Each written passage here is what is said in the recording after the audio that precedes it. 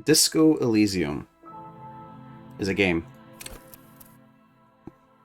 The end. Welcome to the stream, everyone. This is Monday, the 13th of February. I think some people call this Galentine's Day, or at least they did in How I Met Your Mother.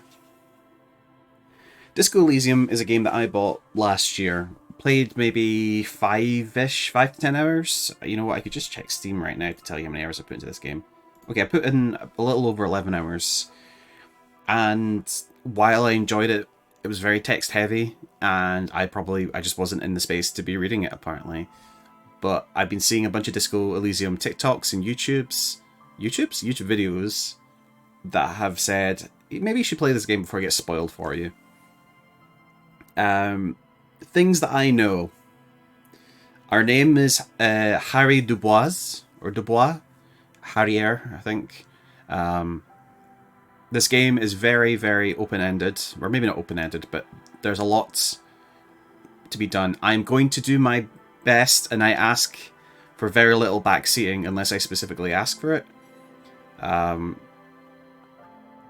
I need to decide really right now what kind of cop I want to be, because I actually restarted my game because they're like, oh, you're a sorry cop, and like my instinct was to be like, oh, I don't like that.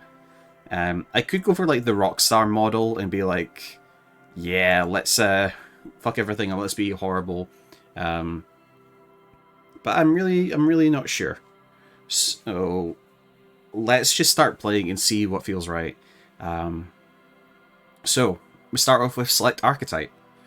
The Thinker. Extremely intelligent, very bad with people, knows interesting facts, comes up with original ideas. We've got sensitive, very psychological, a magnetic personality, but unstable, might begin to lose his mind. Or physical. Extremely physical, interacts with the world through his body, gets things done, but dumb as a rock.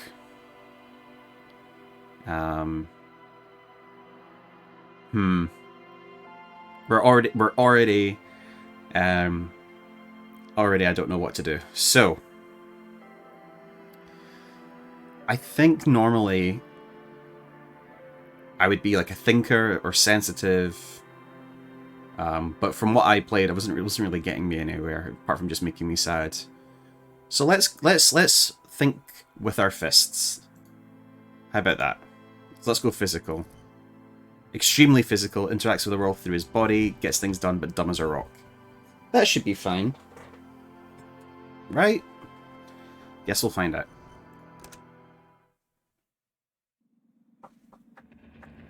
The Furies are at home in the mirror. It is their address.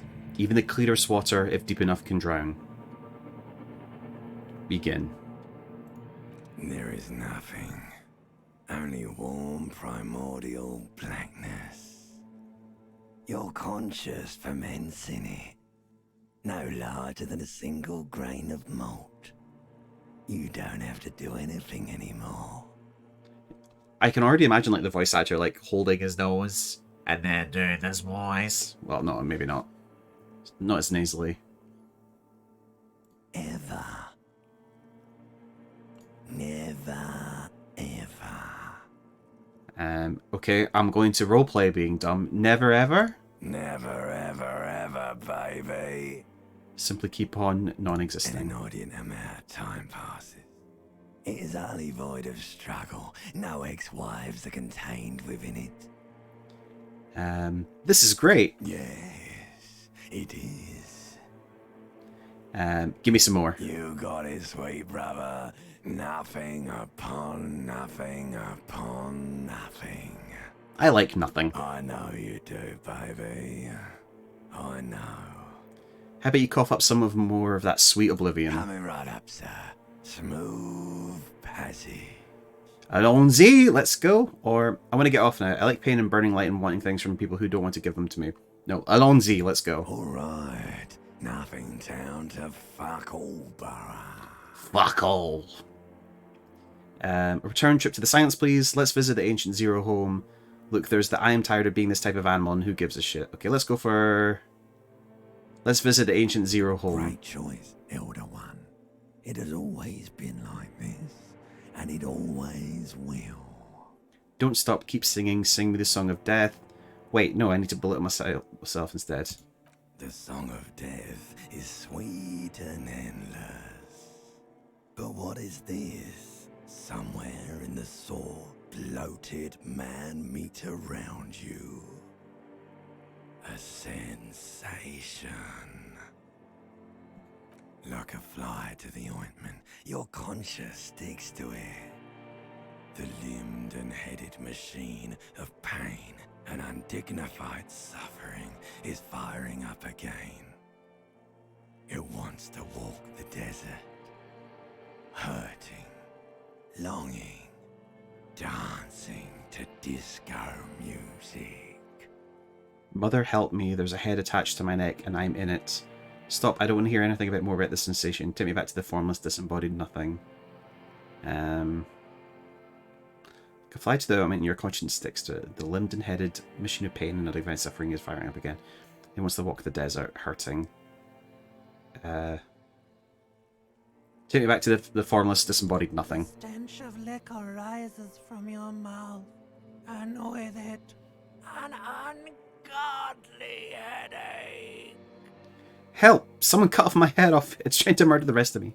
Who am I? What sort of creature No, cut my head off. A fiery streak penetrates your skull, trying to force your eyes open. It's a sound, a clarion call from hell. Open your eyes.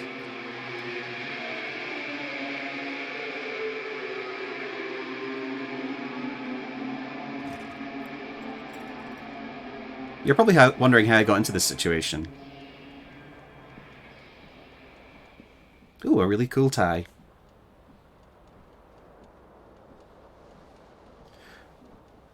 So, in my save, this little icon here, I never changed. I didn't look in the mirror hard enough.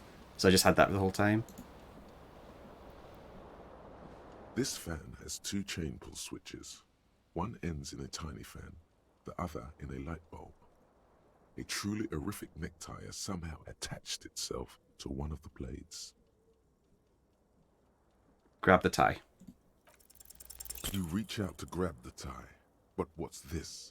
Diffuse, radiating chest pain. Doom comes over you. I fucked up grabbing a tie. Wonderful. This is bad. Feels like sharp stones grinding in your chest and keeping you from moving. For quite a long time. Wonderful. Still ongoing. Now is a good time to start worrying. Finally, the pressure recedes. You find yourself covered in cold sweat and trying not to move, hoping it will keep you from dying. You know what you should do. You should stop the fan and then try again. It'll get easier. If I wanted to do it easy, I wouldn't have tried to grab it while I was moving. Do it if you want to die. The stabbing pain in your chest is telling you you're hanging by a thread here. If you want to die, stabbing pain in your chest is telling you you're hanging by a thread. Pull on the fan. The blades come squeaking to a halt. It should be easier to reach the tie now. You swoop up and catch the tie. Snap. It's released from the blade. What you have in your hand is a truly hideous necktie with 4 or 5 different patterns. The knot reminds you of a noose.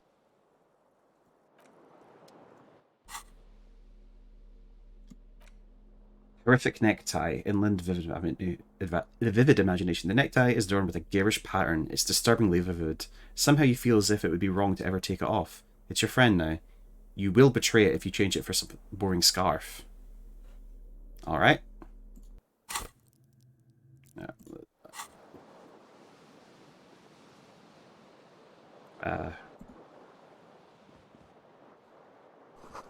This magnum-sized bottle of Commodore Red is empty.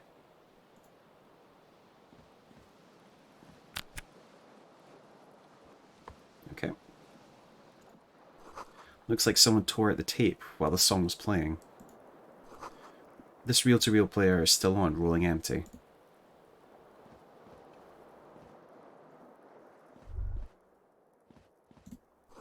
Words fail to describe how rank it smells in here. They should have sent a poet. You see bottles in the bathtub. Wine, beer, and sweet liqueurs. Alright. Let's look at ourselves. A mirror hangs above a bent and broken sink. In a fierce discharge of masculine energy, someone has ripped half the faucet off. Who would do that? Hot water sprays from the base, and steam covers the mirror. You cannot see yourself, just the outline of a man. Suddenly, you realize you have no memory of the face that awaits you there, underneath the soft vapor. Wipe the mirror. As you slowly reach your hand towards the surface of the mirror. Abort. You clearly have not thought this through. You won't like what you see there, and you will never unbecome it.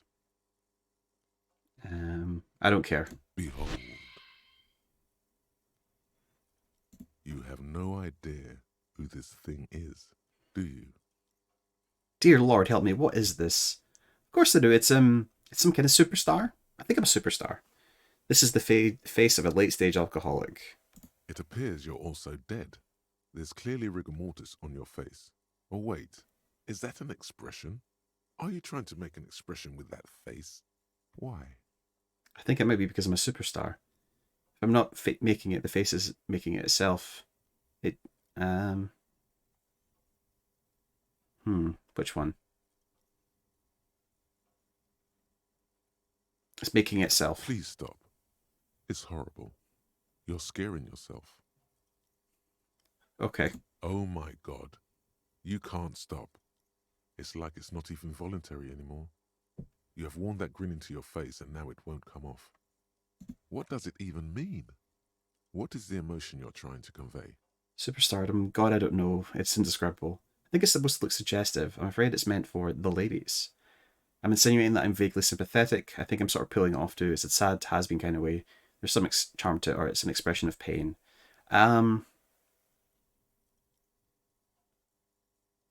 It's for the ladies. Please promise yourself you are not going to try it on any of the ladies, whatever happens. I promise. Lie. You liar. You can't even tell the truth to yourself. Go ahead. Try something. Look at these chances. Attempt to stop the expression from happening, or dig deep inside your mind to locate the source of this expression. How about...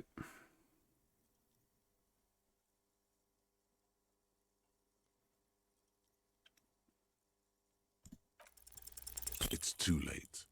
Like an image on film. The expression belongs to your primary motor cortex. It would take a minor neurological miracle for you to cease producing it. Let the mirror be for now.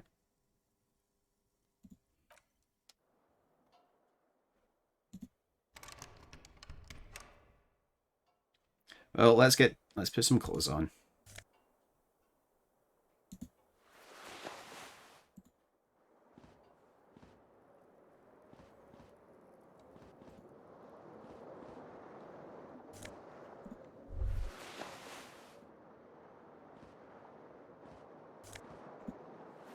You hear a jingle. Keys are clinking in the pocket of your flare-cut pants. Fish them out. It says, whirling in rags, on the aluminium keyring. There is a single key on the ring. The number 1 is etched on it. It should open the door. Neat. What else have we got in here? Well, I know, but it's been a year since I played this, so... The window stands broken in its frame. Cold wind blows in. Look out. The morning light hurts your eyes. It's hazy, but you see the ocean and some war-torn buildings. Assess the damage. What do you mean, assess the damage? How would you do that? What are you even trying to do? Well, shit. Halogen watermarks. Looks like someone skinned this blazer off some long-extinct disco animal. It's an enigmatic white rectangle on the back and the right sleeve. The white satin shirt used to be fancy. It used to be really catch the light. Now it smells like someone took a piss in its armpits.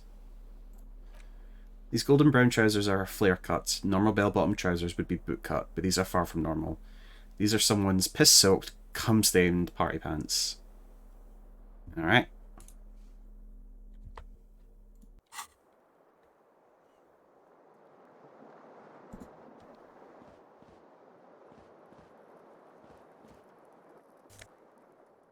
Empty cassette tape.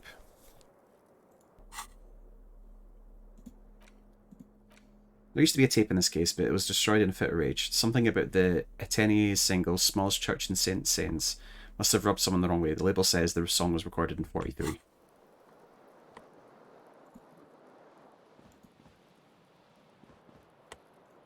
Those look like my shoes. Oh. Only one of them, huh? This green crocodile leather shoe has a high heel and chromostat embellishments. It fits your left foot perfectly. Now all that remains is to find the other shoe. Excellent. Is that everything in here? Yeah.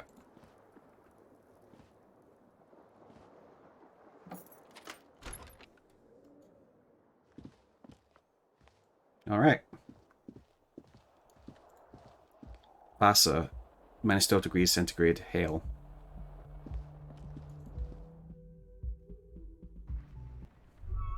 Here's my other shoe. The smell of the sea makes you dizzy.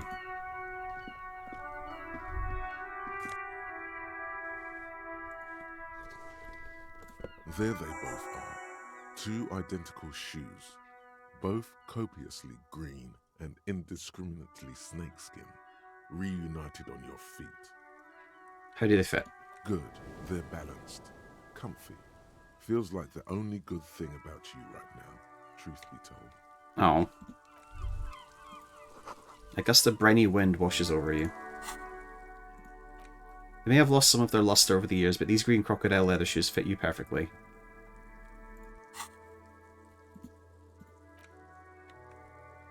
Okay, I'm gonna just not look at that for a while.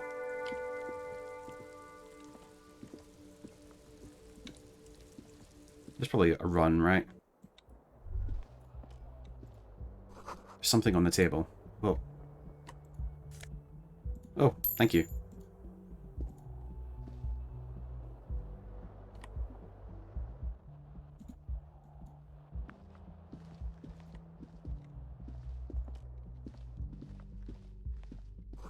The calendar says it's March. The year is 51. Hello, officer. The young woman raises a cigarette to her lips. Miss Orange Disco Dancer. Yep. Her eyes are brown and her face is speckled with birthmarks. She can't be more than 28.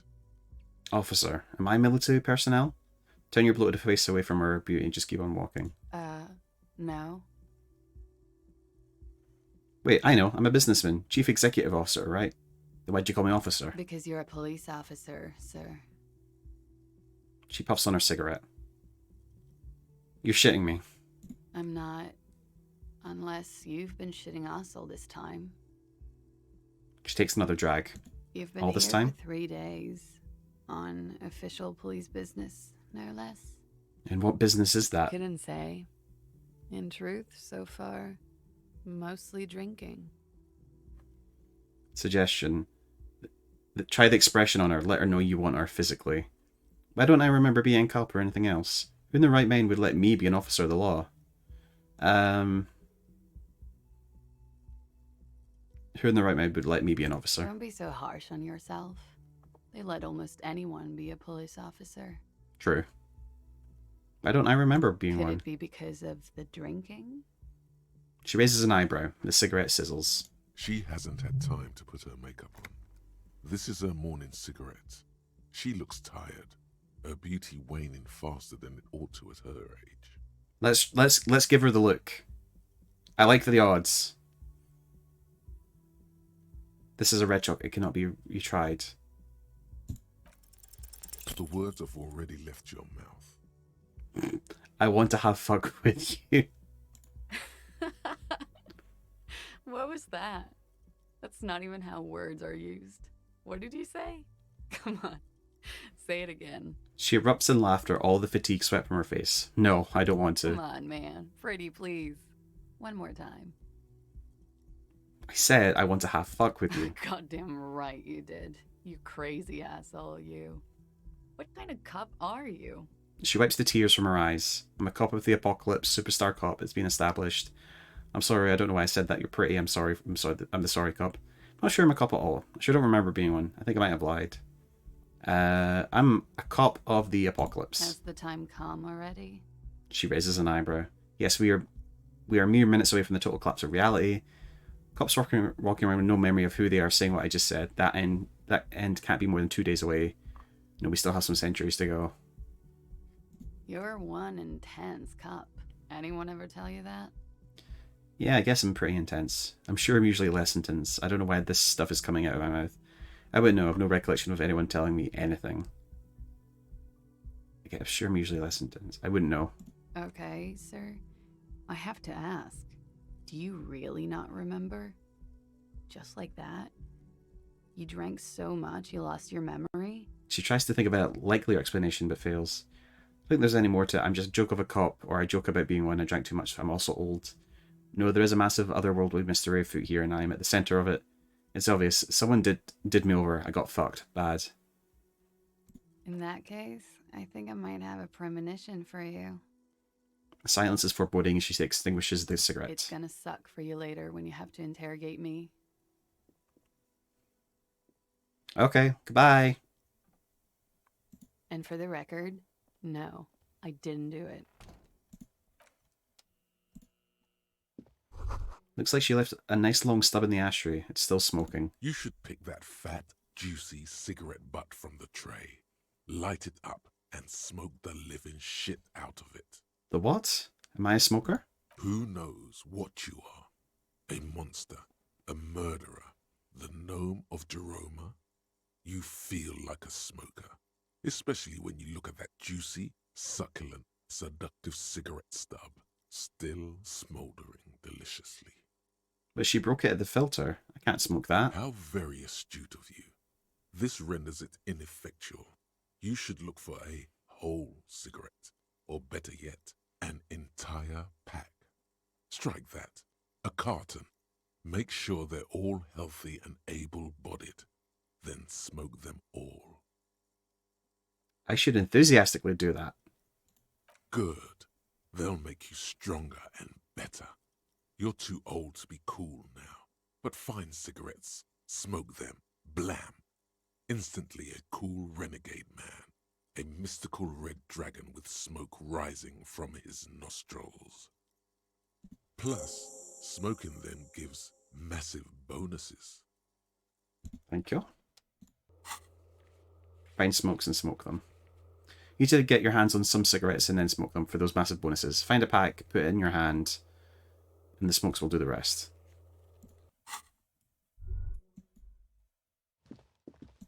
Yeah, I can double tap to speed up.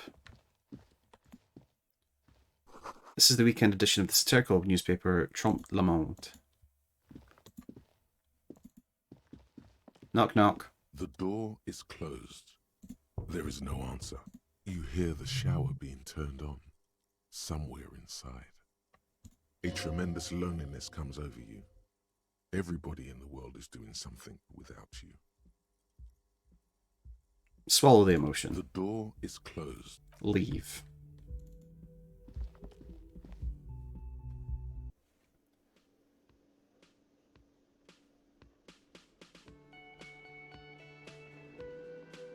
Now I recognize this track.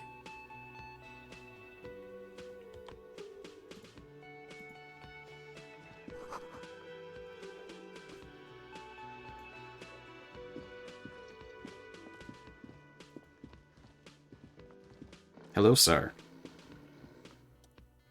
A man is sleeping at the table wearing mud-caked boots and rolled-down overalls. The back of his shirt reads Wild Pines, encircled by a logo with a tree. A colorful piece of plastic is dangling from his carabiner. Makes your fingers itch. On the counter, rolled out of his open hand, you see a blister pack of headache medicine.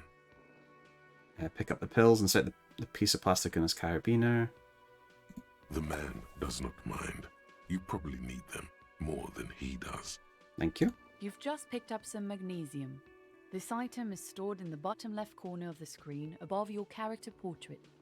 Use magnesium to heal your morale if you have morale damage. Inspect the piece of plastic. It's a dock worker's ID, doubling as a shift card and a job permit. A young, able-bodied man stares back at you from the photo. Santiago S. John. This would have made my life a lot easier in my original save. Let's try and steal it. Your fingers find their way into the shackle, flicking open its spring-loaded gate. The metal loop holds the plastic ID and a leather-bound pocketbook. And the man? The man emits a loud snore. Is he about to wake up? Doesn't look like it, but you never know. Better be quick. Swipe through the pocketbook and take what's inside. You find a black paper note with a woman's profile on it. Seems like this woman lived centuries ago. The note says 5 real. It feels nice and greasy. Steal the document. You slip the plastic ID card out of the loop and pocket it. The man continues to snore. I'm going to be a thief. The sleeping dock worker has little to say about your actions. He remains silent. Let's leave him alone. A standard issue dock worker shift card, doubling as a worker's permit. The bottom left corner holds a picture of the man this item used to belong to. The two of you look nothing alike, just so you know. Damn it. A bottle of rum has been knocked over. Beautiful dark liquid is spilling out. Hello, sir. A bespectacled man in an orange bomber jacket is tapping his foot on the floor. Looks like he's waiting for someone. You.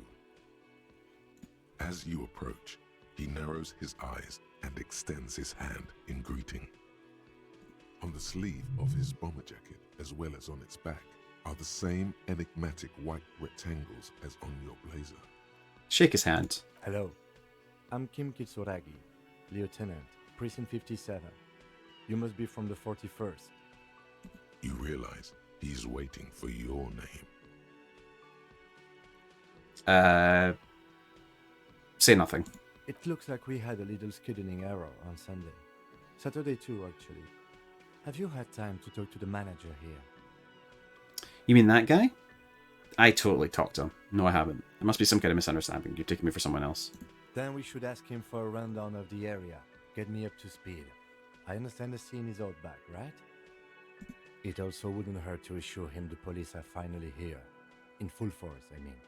Have you mapped out the initial interviews? Yes, the police. I'm aware I'm a policeman. I haven't. Okay, we'll have time for that after we take a look at the coroner's case. Let's see how much we can bullshit. Like, because in the past, my previous one, I was just like, I don't know, you tell me, but like, I could probably just bullshit a bunch of this. Have you removed the dead body from the tree? So, the body is still in the tree. This is the first time you detect a weariness in the lieutenant's voice. It is obvious he would have preferred for the body to no longer be in the tree. I mean, wouldn't we all? Where it has been hanging for 7 days straight. We should go there as soon as we are done talking to the owner. What a shame. Get to it now. Rip that body down from the tree. Don't worry about the body, I'll rip it down. What if I told you I'm not really a police officer? I could be so sure I'm from the police, but I can't remember anything. What were we supposed to do again? Let's get going. After you, officer. If you're about to embark on an investigation, shouldn't you have a badge? Wait, shouldn't I have a badge or something? You mean you don't have a badge? Pretend you found it. I have it. I have my badge. I'm a policeman and I have my badge. It wasn't on me. Losing your identification card is a serious matter. My vehicle has a shortwave. You can use it to report your badge missing. I advise you to try to locate it as quickly as possible, but getting the body down should still take precedence. Lieutenant Kitsuragi is now in your party. You can talk to him whenever by interacting with him.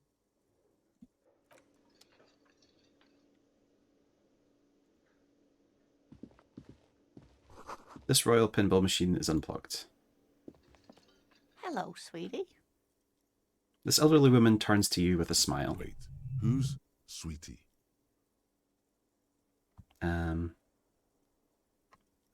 Why, you are, officer. Maybe I am? And have you found anyone to be sweet to? She smiles conspiratorially. No, I'm done with mating rituals this time around. I don't know, wink. Maybe I have? I had once, wink twice, but then I lost her. You rascal.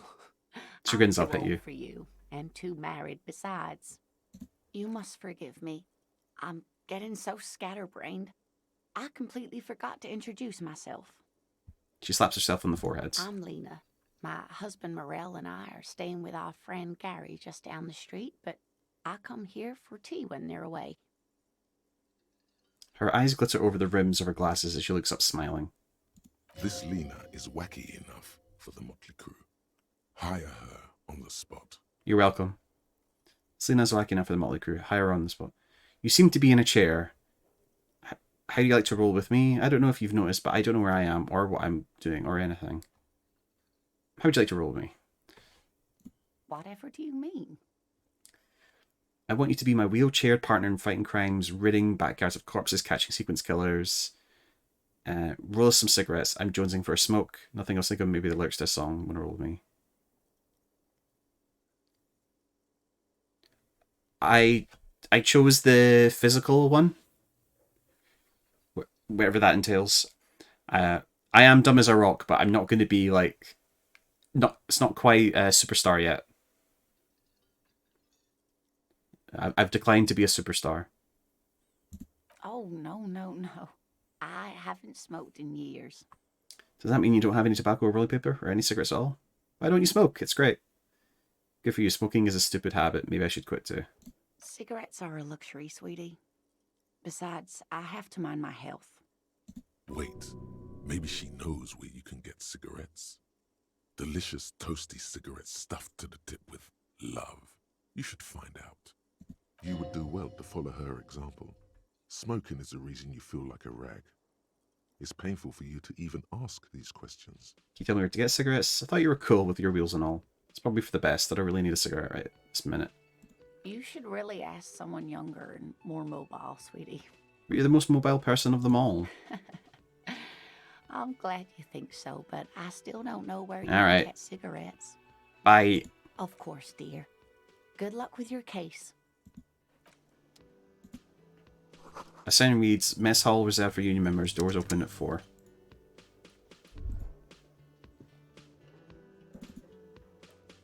Yes? Tell me about the case. What do you want to know? Literally anything about it. I can't remember a single thing. You say it's a mysterious case? We're from different precincts. Why are we on the same case? No, it's not Lieutenant- a particularly mysterious case. The lieutenant considers your question a moment. The lieutenant adjusts his collar. It doesn't look like he wants the case to be more mysterious. Why are we on the same case? I'm afraid you and I are pawns in a pissing competition. You don't know? I assumed you were in on it. I don't remember being in it. Tell me about it. It's just stupidity. We shouldn't waste any more time on it. If you want my take, ask me after we've inspected the victim. Was there anything else you wanted to know about the case? That was all I need to Good. know.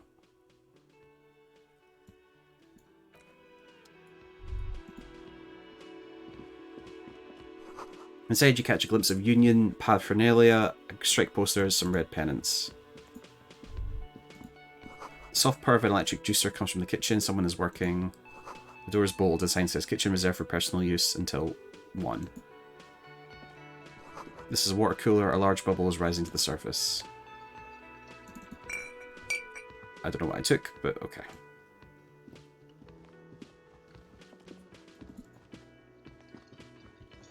This is where lyrics used to be. A big old karaoke mic just waiting for someone to sing into it. The speaker is connected to the radio. The music is seasoned with static.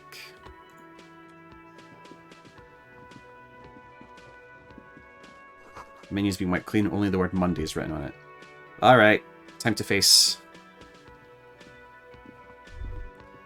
A man in his late 20s with a thin, unimpressive beard notices you approaching. He drops the ledger he was holding and turns to the lieutenant. Mr. Gart, right? Lieutenant glances into his little notebook. You run this place. Yes. He responds tersely. I am Kim Kitsuragi from Precinct 57. This is an inter-district investigation, so joining me from Precinct 41... He looks to you, realizing he still doesn't know your name. The Harbinger of Ruin. I'm currently in between names. Say nothing. Right. Now, I know it took us a while to arrive at the scene. It also took you a while to call us and report the dead body. It was you who placed the call, yes? No, I only just got here. It was probably Sylvie who called you. She usually works the bar here. I'm only temporarily taking over her duties. Do you have her number? As a matter of fact, I do. He looks behind a pile of coasters, finds a slip of paper, and hands it to the lieutenant. This sounds like something you can use to call this Sylvie later. You said you just got here. From where? Are you a local? What, of Martinez? No. I live in Jamrock. I only sometimes come here to keep an eye on the place. This is just one of the many, many cafeterias I manage. But you still know your way around, yes? In case we need directions. Yes, I know where some things are, but as I said, I don't live here. I just used to work here. And I'm not going to start working here again, if that's what you think. What, you think you're better than us? I didn't imply that. Detective, Yes? I have everything. You? He looks in his little notebook. Oh, do you mean I have questions? Yes, yes. He means, do you have questions for me, like a police officer would? The cafeteria manager is clearly agitated again. You know, can't actually think of a single thing. Plastic love is broken again. Oh, the link under my stream. I don't know why it keeps doing that.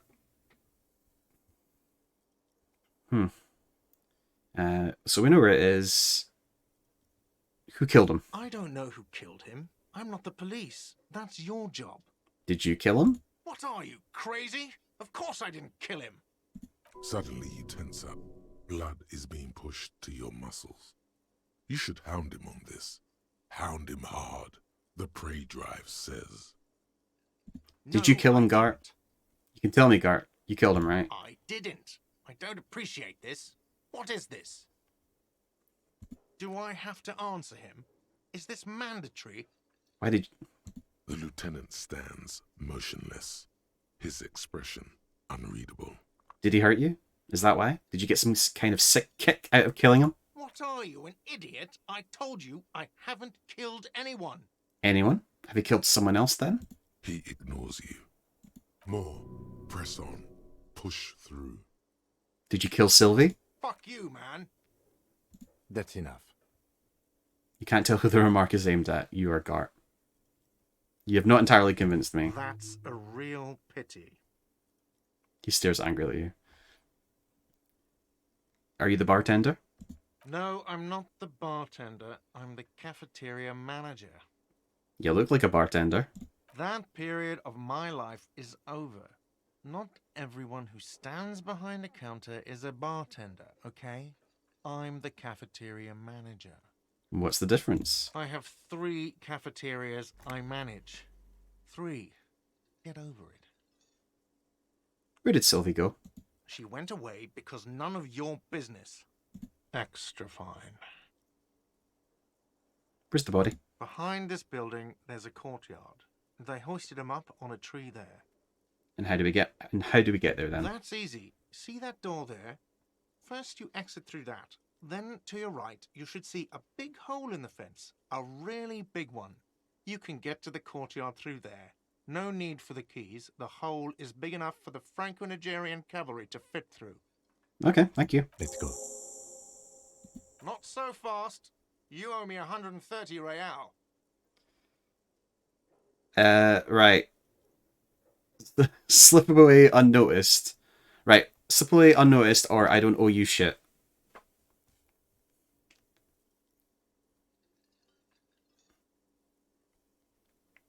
I feel like occasionally I will be asking chats.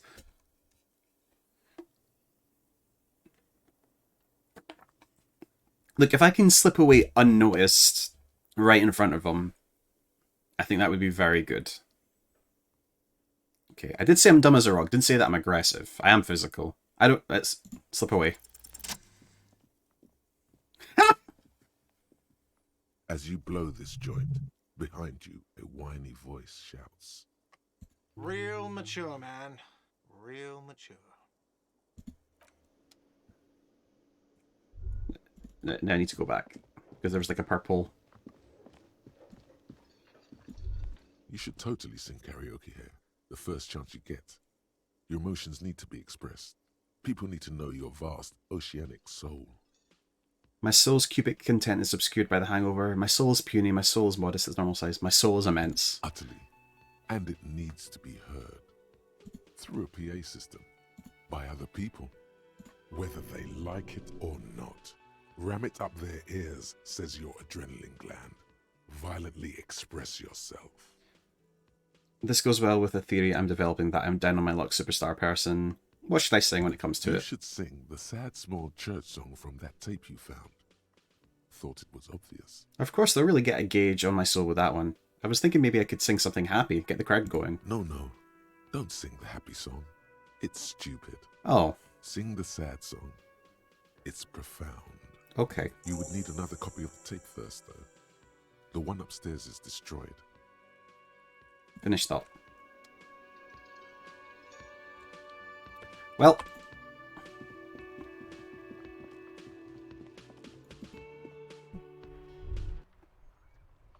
All around you, rain falls on the great city of Rivershore.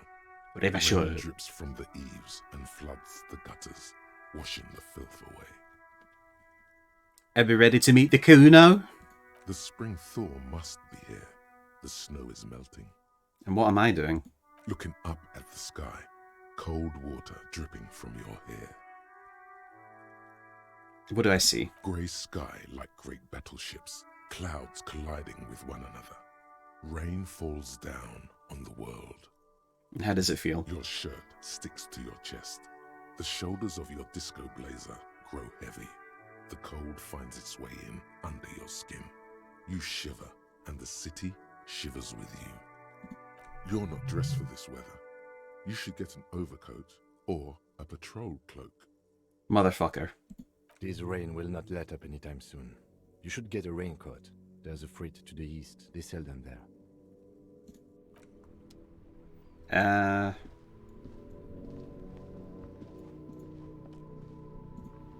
A heap of snow melts in this wheelbarrow.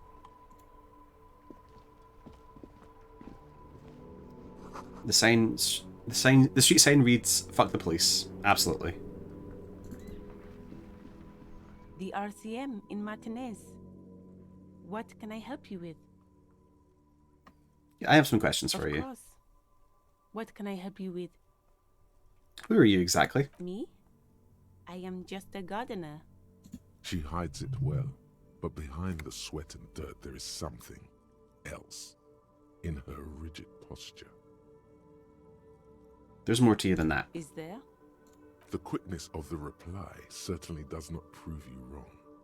Maybe. Pleased to meet you, just the gardener. I have another question. What are you doing here? I'm working. I have Working a on what? greenhouse in the yard there. I've been trying to get some work done. But Well, as you probably know, there's a corpse hanging from a tree there. It smells pretty bad, so I have to take breaks. Don't worry, miss. We are here to clean it up. You can get to work soon. Thank you.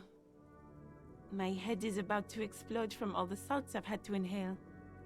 Salts? Ammonium salts. Perhaps useful for later. what is this fuck the police business? Excuse me? She doesn't understand. The street sign says fuck the police. Oh, well, I didn't write it there. I'm just sitting here. It's alright, didn't mean to startle you. Okay. I have to run. Of course. I won't hold you back. If there's a corpse, then you're going to need those gloves for the autopsy. Can I borrow those gloves? Sure, keep them. Nice. I have another pair. She hands you the rubber gloves with no visible annoyance. Really? None. Maybe just a tiny bit of annoyance.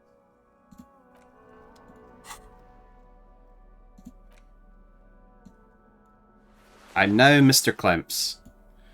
Thick latex gardening gloves in a classic canary yellow. Maybe you should retire, take up gardening as a hobby. It's worth a thought.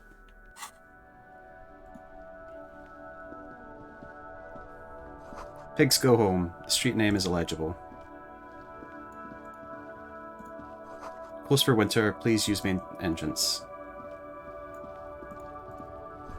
A glossy magazine, Most Able-Bodied Men. The issue hosts a top 10 list. Oh no, they're much hunkier than you. You shouldn't feel threatened by handsome men. Don't be silly. Jump Jams, a popular musique mag. Now, I just know this man to be the racist. Oh, there it is. Racist lorry driver announces the rotund man. The remark isn't addressed to you, it's addressed to the lieutenant. Hey, I know Revachol, that's where we were going. Never mind, Killskeeper. Why are you addressing my partner like that? Don't you welcome to Revachol me.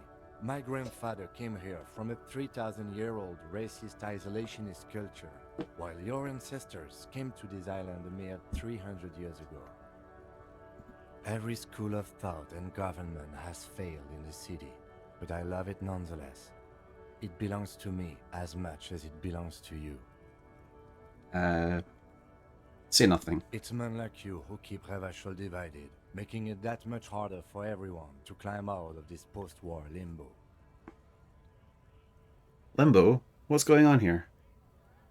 Or, do I want to deal with this and leave? Well,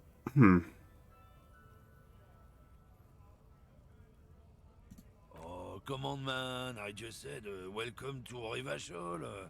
It's a lorry driver thing. I know exactly what you meant. You think my kind doesn't belong here, that I should watch myself and behave. But you see, I'm an officer of the RCM. It's actually my job to make sure you behave. I would advise you to remember that. Silence.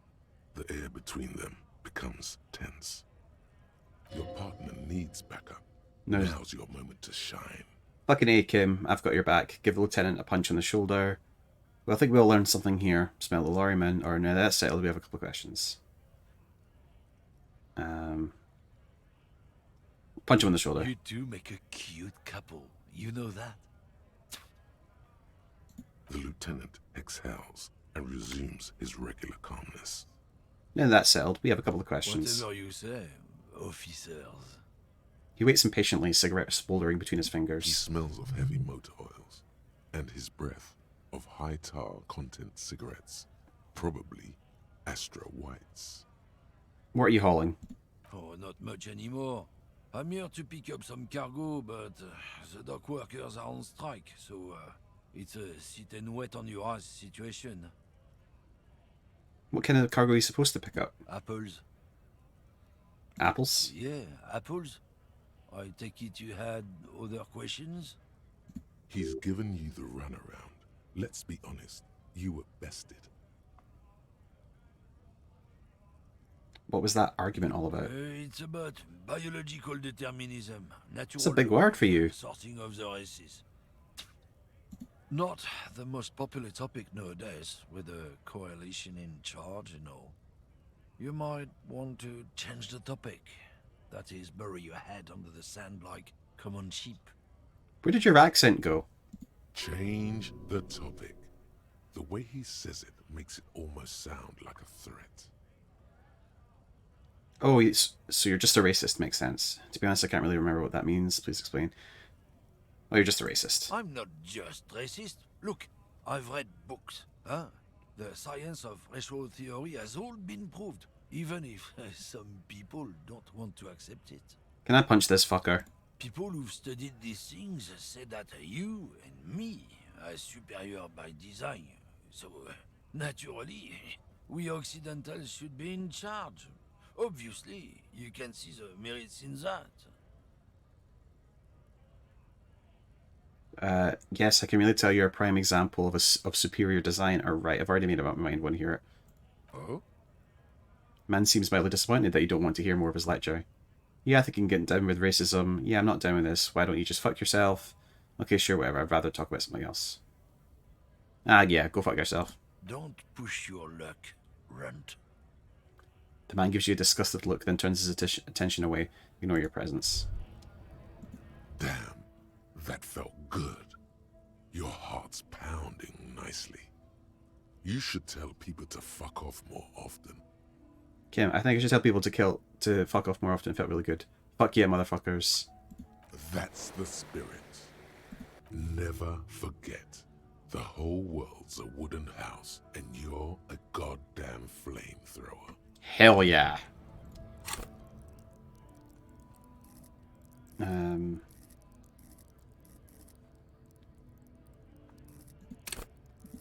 don't have points to spend. Anything to add, Yes. Kim? No, okay.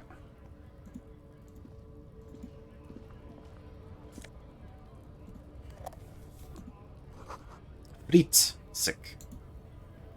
It has an extra T for some reason. I've already forgotten why I came here. Yellow roses, dozens of them, tulips too. A melancholy pop song plays on the radio. The tear machine stands in the corner. A sign says, 1 bottle equals 10 cents. What is this machine? Oh, that's the tear machine. Yes, but what is it? It's a machine for tear. You know, you find tear outside, like bottles or whatever, and put it in the machine, then it gives you money. I see, and how do I pick up the tear for the tear machine? You need a bag, I guess. We used to have some, but we gave them all out, so feel free to use it if you find a bag, though. I'm sure there are some out there, somewhere. Alright. You see several packaged raincoats fill a low shelf beneath a display of croissants and juice bottles. The raincoats are transparent, except for the big Fritta slogan on the back. The packages are small, discreet, sloppily stacked, making them easier to take unnoticed. No need to worry about knocking over a display. Let's... What is what? It's a raincoat. Mm-hmm. If you want to buy one, then it's only 4 real. Her attention is drawn to the raincoats. Stealing one undetected will now be more difficult. We have money. Let's buy Here it. you go. Hands over. This will keep you nice and warm out there. Good choice, if a bit goofy looking. Let's look at my drip. A transparent plastic raincoat with Frit written on the back. The package photo shows a group of happy river shorelines dancing in the rain. So that adds to my endurance. Okay. What else we got? A small cabinet on the wall is filled with various medicine bottles, nasal sprays, and blister packs. They all bear the Saint Baptiste Pharmaceutics logo. Just ask me if you need anything from Saint Baptiste. We don't stock prescription meds, but we do have Nosafed, Duramine, Magnesium, and Hypnogamma. Alright, well, we can get them later. What's that? A colourful display of cigarettes and alcohol bottles line the shop wall, inviting you closer. The bottles wink at you in the light. The smokes too glitter in their wrapping. It's like looking into a kind of heaven. Your knees are weak. There, in that dark green glass, all in vain. The great flowing river of warmth, wine, alcohol, beer, alcohol, love, alcohol. I am in heaven, I need it all so bad. Say nothing, just take it in. This is not a good place for a recovering addict. Just take it I'm in. obliged to inform you that both alcohol and cigarettes damage your health, but I guess you already know that. Please tell me more about these products. Do you sell any under-the-counter vices? Yeah. No, district only sells legal drugs, like the law says. Please tell me more about these products. The pale aged vodka is special, I guess. It's stored in pale for a couple of years, which makes it super expensive and super strong. Thank you for the answer. Sure. So, are you... Nope. Bye. Oh, I'll take that money.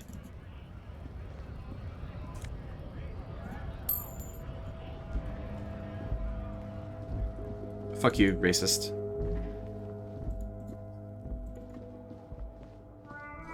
Goods from the lorry haphazardly litter the surroundings.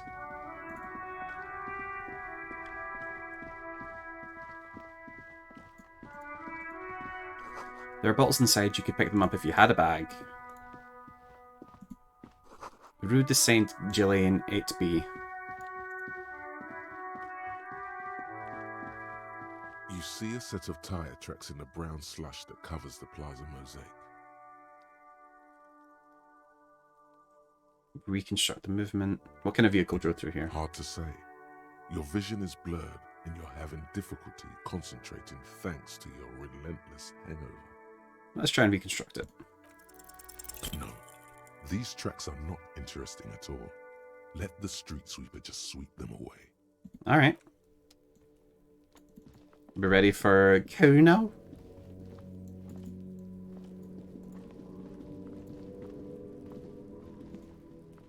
The letter R wears a crown, and the ribbon below a light above descending. This trash container is locked. The sliding lid has a padlock that says, "Whirling in rags." Why am I looking at you, trash container? You're just a trash container. Just a trash container. There is no such thing. Your fingers start to itch just looking at that padlock. How do we get the lock could open? Try using a pry bar. There's one in my motor carriage, or... Did someone say? Fuck yeah, pry bar. Pry bar, pry bar. Your palms yearn its cold touch, to grasp it once more, as you've done so many times. No or. Pry bar. We might want to ask for a key from the manager of the Whirling in Rags. He probably has one. And he also has information. Yes, but a pry bar can be used as a weapon. Ask the manager? Bullshit. Go straight for the pry bar and pry this baby wide open. Yeah, Kuno, fuck him up. Smells like spoiled meat and curdled dairy. A human being decomposes. There are several footprints in the mud, left by work boots. Anywhere from 6 to 12 pairs have walked here. What kind of boots? Every worker's boots with reinforced toes and hobnails, all over the yard. Let's get an exact count. What do you think you are? A super detective? You're hungover. These are just dents in the mud. No pattern emerges for the time being. Well.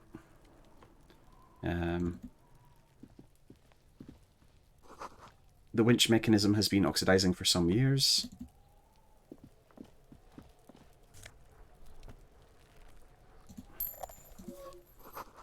Something is trying to grow herbs in this greenhouse. The kid's ladder is rickety but still climbable. Right in the dick. The corpse looks at you with bulging white eyes. The face around them does not look human. It's swollen and ready to burst. His lips are fish-like and his tongue like a ball gag in his mouth. You seem to be holding your breath. Look down. A cargo belt twists his neck at an unnatural angle. The body below appears stiff. It's letting out an ungodly rot. The smell seeps in, even through your clenched nostrils. God, what is that? Why is it so bad? Let go of your nose without throwing up. I think our chances are pretty good. As you breathe in, the odor comes over you. It's a smell of the mind telling you to run, and your stomach to wring itself empty. With your hands at your sides and your eyes squinting, you stand in it. Do they always do that? They do after 7 days, yes. We are deep in decomposition here. Step closer. The man before you is naked, but for a pair of underpants and enameled boots. His skin is greenish, marbled with decaying veins and blotched by lividity. A fading web of tattoos covers his chest and shoulders. The cargo belt used to fasten him to the branch above appears industrial in strength. Inspect the boots. The material appears to be ceramic. Its clean white stands in stark contrast to the decaying flesh above the knee. The man wore thick polymer socks, probably for padding. A fine array of interlocking plates covers them. Delicate and fragile, they feel alien to the world around you, out of place somehow. What kind of boots are these? They are armor, no boots. Technically speaking, these are sabatons. Okay, then what kind of armor is this? Ceramic plate. Zirconium dioxide, most likely. This is where the make would be. Under the heel. Fair weather. Fair weather model T500 VE. I'm guessing that's vitreous enamel. This is advanced stuff. The material looks out of place here. It is. It's expensive.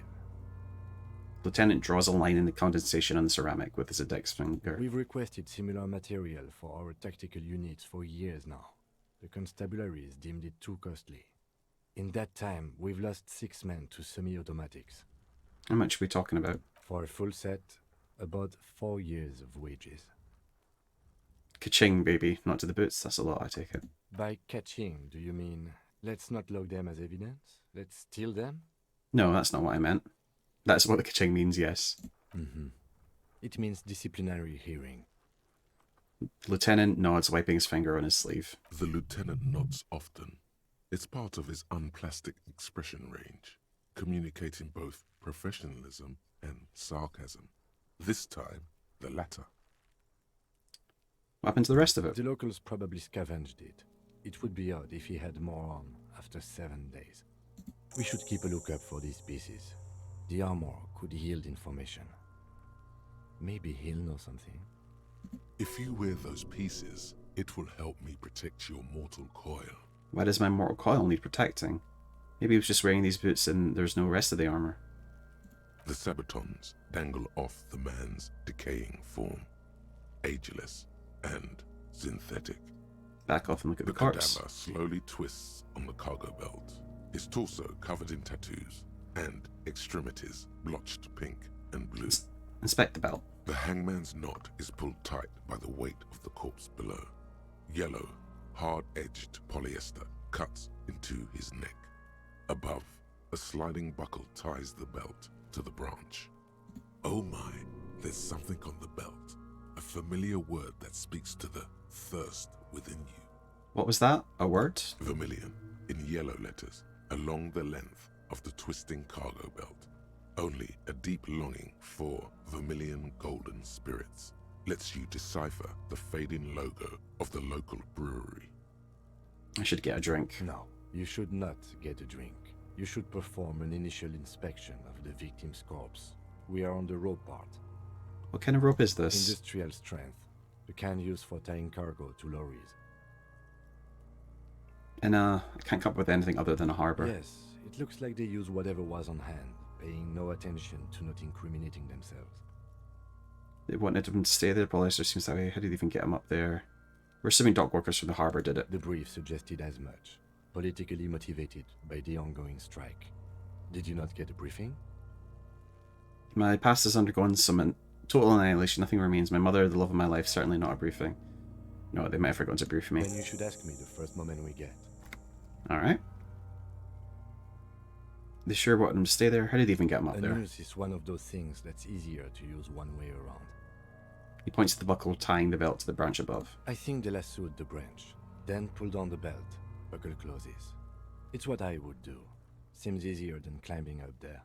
Back off. The cadaver hangs from the cargo belt. Inspect the Yet tattoos. an intricate web of blue lines stretches across the torso, from the right shoulder to the solar plexus.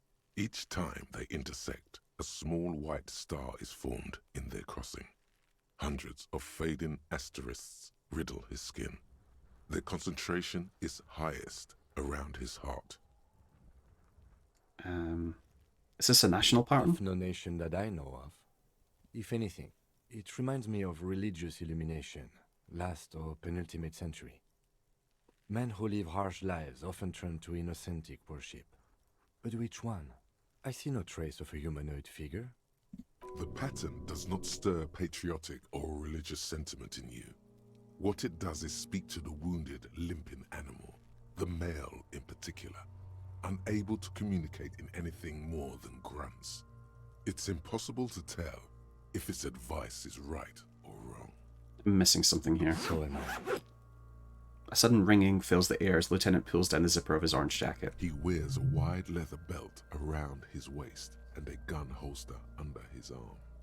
He takes a thin piece of milled aluminium from his coat pocket and pulls it open. Sounds like a sword being unsheathed. A small lens appears. Some sort of camera. Let him work. Shit, Kuno! What the fuck is that? An instant color camera. He produces two metal cat ampoules and clicks them into place on the side of the apparatus. A thin spot shines I there. have only 2 ampoules, so nobody move. I don't want to waste one. He points the camera at the corpse, peering into it, the lens adjusting, then... A shrill flash, followed by the breaking of a small ampoule of glass. You see streams of color pour onto the thick, glossy piece of paper, rolling out. In case we need it. The lieutenant says and shakes the paper, letting it dry in the cold wind. On it, a colour-perfect copy of the dead man's tattoo chest. Cool machine. Yes, it is pretty cool, isn't it? He slides the camera closed and tucks it away in his belt. There is only one ampoule left. Use it wisely. And what do we need this for? It contains insight to the victim's person. By his build, I'd say this was a man of physical violence. The story he wanted his body to tell was important to him. It is his letter. To us. Someone should decipher it. We'll need to show it around. Can I have it? I should look at it later without the corpse smell. Sure. Just don't lose it. He hands you the piece of rolled up photo paper. It's no longer than a pack of The cigarettes. glossy-eyed corpse looks by, his mouth mute and his skin as colorful as the chemical rainbow on the photo paper, teeming with opportunistic organisms. You've acquired an interactable item. Investigate this item further by going to the Interact tab in your inventory. Okay, I can't access that. Look him in the eye. His eyes are milky white and blind to the world, protruding comically from their sockets.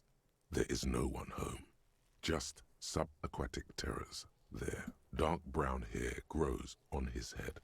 His face is ready to explode from the organic processes inside. The death's head grin has passed. What remains is an unrecognizable mess. Tell me, who are you, dead man? The corpse is dead silent. You have no idea why you just said that. Who is he? He is male, 40 to 50, with an athletic build. The corpse looks right through you as you distance yourself from its stench, eyes like a shark. Squint and take a step back. As you narrow your eyes, the monster before you blurs into a violent mess of green and pink. Only the lower extremities are pink with a dash of blue. His fatted hands, thighs, and his neck, just above the noose. The rest of the corpse appears dark green in the cold spring air. Stop. Relax your eyes. The cadaver slowly twists on the collar. Leave.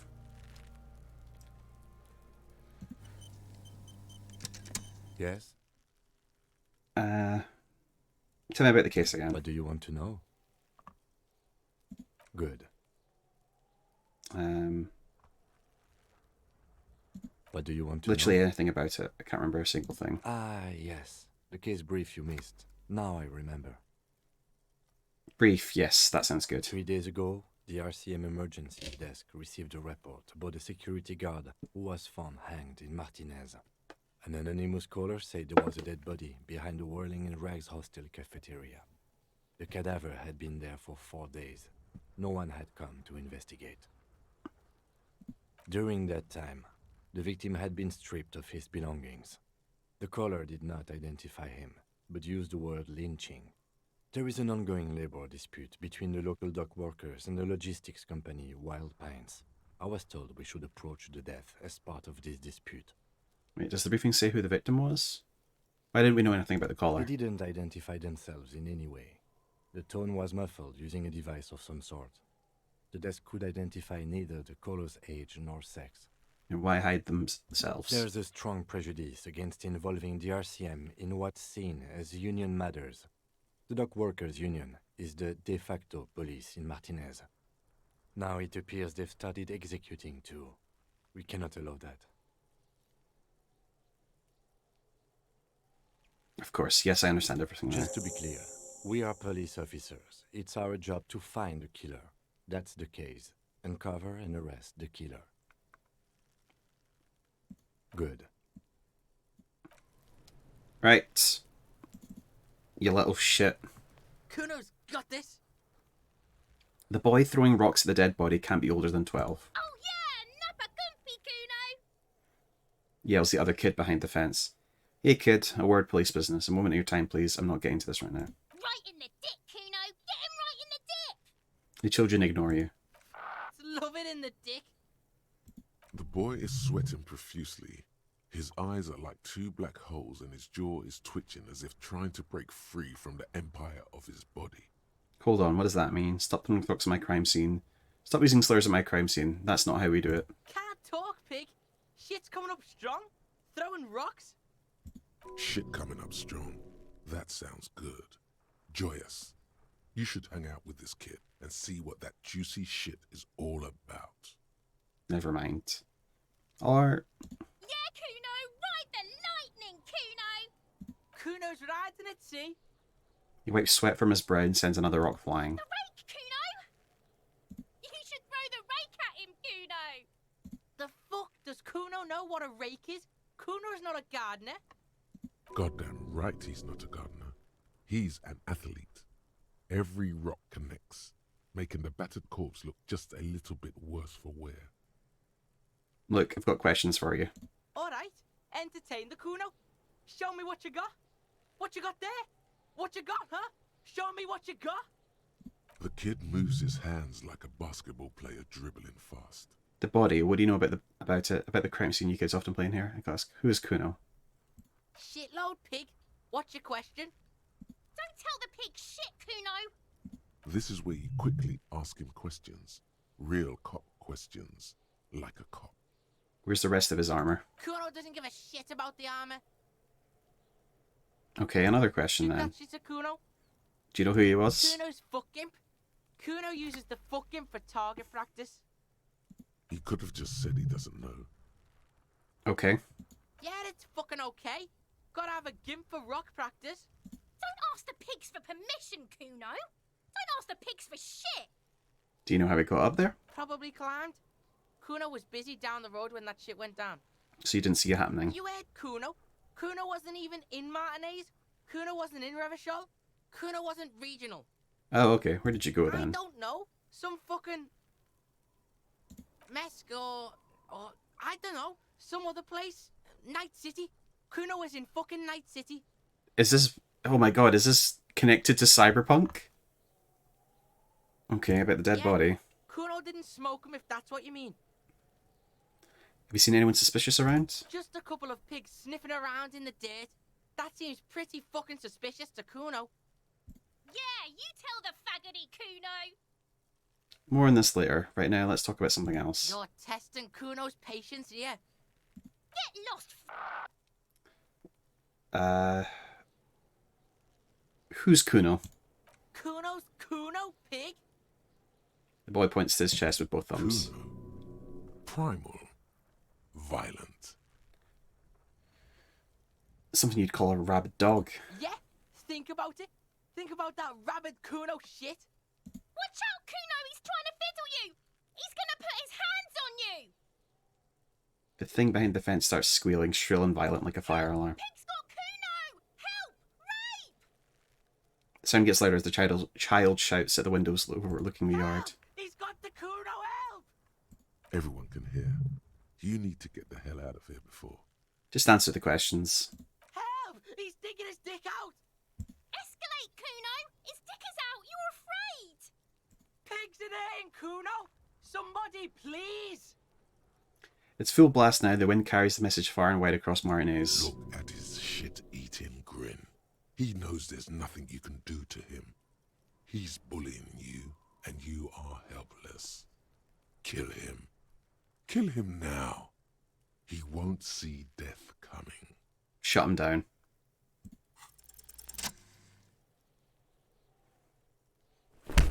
Ah!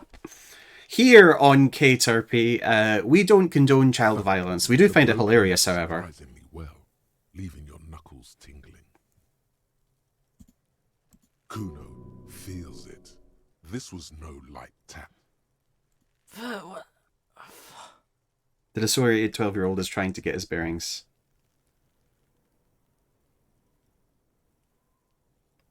I think we can have a normal conversation now, am I right, Kuno? Officer, this is very far from normal police conduct. Get yourself together. Okay, pig. He's no longer wearing his demonic grin. Something happened. The punch made him calmer. Kuno knows to respect that violent shit. You should see Kuno's dad. Kuno's dad doesn't give a shit about anything. The creature behind the fence has fallen ominously silent. Only her eyes are alive, jumping from actor to actor. Okay, pig. Talk to Kuno. We're back in this shit. The fuck do you want? Figure out what's wrong with going on with this kid. No. The fuck about it? Kuno doesn't give a shit about the armor. Shoot that shit at Kuno. I thought you were going to give me different answers. You're testing Kuno. Get lost! You're dreaming, pig. That... A little, but don't expect anything to. Don't let him dominate you, Kuno! Fuck his Right, pig. This is where Kuno plays with his little wooden choo-choo. Fuck do you want with it? That lad of yours? No, it's not fucking Kuno's. It's ain't. He thinks you're fucking fool, Kuno! He says you climb the ladder up to your magic tree house. Get the fuck out of here, pig. Kuno doesn't have a magic treehouse. Don't be wondering about Kuno's shit, pig. Someone might have stashed something in there, maybe even a lead. Okay, that's enough about this Kuno. I've got other matters to address. Yes, yes, absolutely, absolutely. Why the fuck are you telling this shit to Kuno? What's in the greenhouse? Dunno. Kipta's gardener used to work there. Used to work there. Yeah, that's what Kuno said. She couldn't handle the heat, so she took off. Kuno can take it. Shit's nothing to Kuno. Right, hold on, let's read that again. The gardener, who I'm assuming the one we talked to earlier, used to work there. That's what they said. She couldn't handle the heat, so she took off. You mean the young woman by Whirling in Rags? Look, Kuno doesn't explain shit. Kuno just says shit. As if agreeing with himself. Yeah, whatever. Kuno doesn't give a shit. Yeah, the kingdom of Kuno. The fuck do you want? Already asked yeah, these. Whatever. Kuno doesn't give a shit. No, I'm not even gonna try. Kuno doesn't fucking care. How I put on this jacket though? I think that might go up. Fuck does Kuno care? Kuno. Yes, Kuno doesn't care. Right. Use it interact button in inventory to inspect the item. An intricate web of blue lines stretches across the torso of the hanged man, from the right shoulder to the solar plexus. Each time the lines intersect, a small white star is formed in their crossing. Hundreds of fading asterisks riddle his skin. Their concentration is highest around his heart. The pattern still kind of has an ethnic feel to it, but nothing familiar. Who are you? Gone. What's the meaning of this tattoo? For you to discover. You've gotten as far as you will without assistance. Alright. Can I put this in my hand? No. Okay. Right, we're prying this thing open.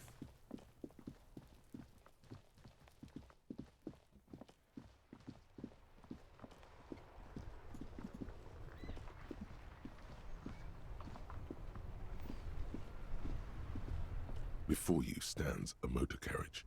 The bodywork is covered in blue and white livery, bearing the number 57. Vapor emanates from the large engine on the back of the vehicle.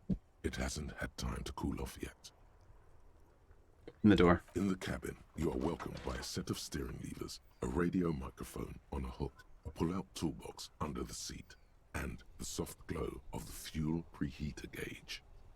A scent of leatherwork and heavy fuel oils washes over you.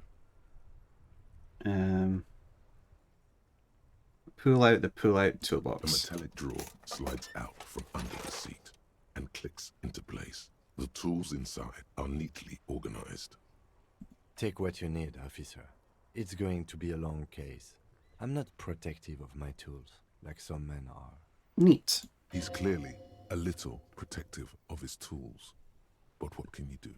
Work is work. Take the pry bar. The pry bar feels nice and cold in your hand, heavier than you'd think. Cold and heavy, like truth. You feel like you're reunited with truth once more. Useful for opening all sorts of doors and lids. Take the chain cutters. The handles are long and sleek. Snap, snap, go the cutters in your hand. You can do good work with these. Cut chains, locks, and ropes, especially belts. Take the hand crank flashlight. Robust, weatherproof, and well-made. Police issue, blue. Lets you see things in the dark you would otherwise miss. Push in the Pull-out toolbox. toolbox slides back into its nest. Preheater gauge casts a warm glow on the steering levers and the radio on its hook. Kim, what are we looking at here? This is the Cupri's Kinema, my motor carriage. You can use the toolbox and the radio if you'd like. Do all policemen have such cool motor carriages? The Cupri's motorcar does provide most of our patrol vehicles, yes. But this is different. This is a sports model. I may be wrong, but this one's a sports model, right? All right. I didn't take you for a motorcar enthusiast. Do you also like tip-top, detective? The inglorious smile spreads over his face as he pats his machine. I'm pretty sure I like neither motor cars or any tip-tops. An interstellary racing series. You should definitely give it a go if you like motor carriages. It has fantastic competition. He smiles again. Look around the cabin again. In the cabin, you see a set of steering levers, a radio on a hook. This is the Cupri's Kinema, my motor carriage. You can use the toolbox. In the cabin, Right. And then we'll speak to what's her face after. The red tip pry bar has Carson T heavy duty engraved just below the handle. It's satisfyingly heavy and perhaps one of the most useful tools to carry around.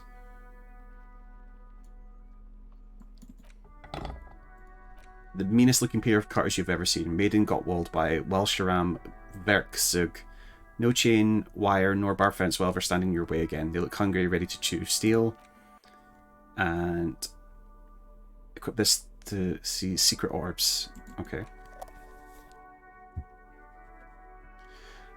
Police flashlight bearing the logo of the RAO. The small dynamo packed inside this handheld illumination device theoretically gives you the ability to produce a tiny amount of electricity anytime, anywhere. Equip these to open locked containers in the world. Equip this to open locked containers in the world. Is that just the same? Yeah.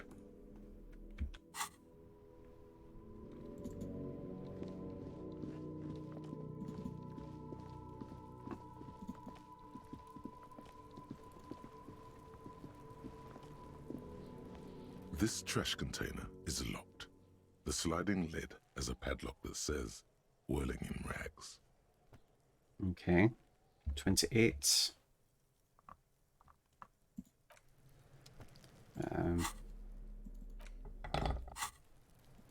This trash container is locked. Even worse.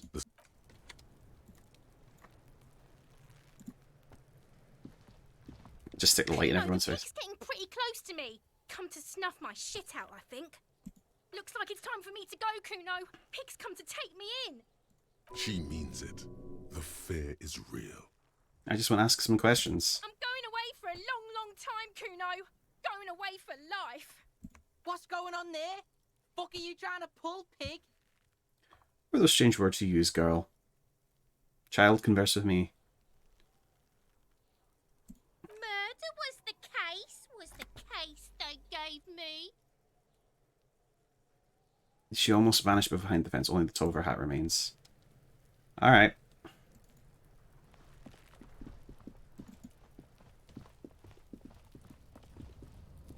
An inconspicuous pile of the roofing material, Eternite. Why am I looking at this pile of roofing material? Because there's a secret door hidden behind the panels of Eternite. That's why they're too orderly. Pull the panels aside. There it is. You see a shabby little door.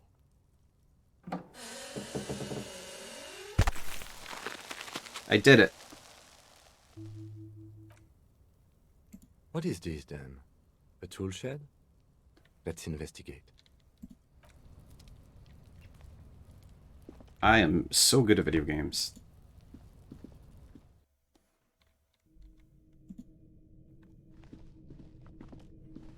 A silver plate with traces of bone yellow powder. Be still, my beating heart. It's amphetamine. Sweet amphetamine. The lieutenant isn't studying the powder in the mirror. He's studying you. Someone is taking narcotics here. Perhaps the police should interfere? I wasn't thinking about it, I swear. I was just thinking about justice. I've heard amphetamine makes you a really good detective. Are you a really good detective? Perhaps not. This is below our pay grade, detective. However, he points to the ladder in the corner. See that ladder there? It's probably another way into the industrial harbor, no? A secret path the local kids use. Poster says, get out of the way or get fucked up. Cured pig's head. It looks mummified. An empty tube of Magnus Solum, an magnesium supplement.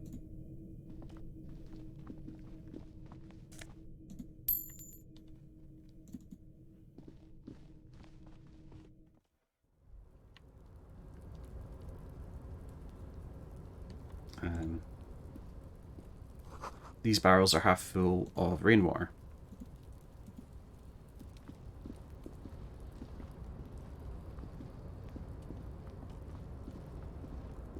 Where are we going?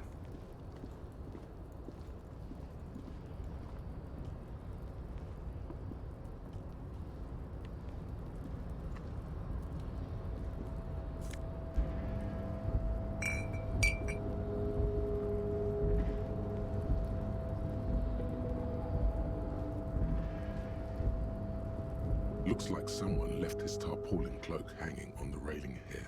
I wonder who. When the wind ruffles the cloak, you can most definitely see a white rectangle on its back. You son of a gun, it's a cop's cloak. Yes, it's probably yours. It bears the RCM insignia, and you have a habit of being careless with your equipment. You could probably make the jump. You look like you've done some track and field in your day.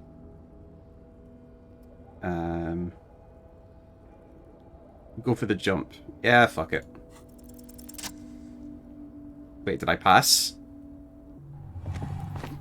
Holy shit. As you leap in the air, a chilly breeze engulfs you, sharpening your senses. Critical success.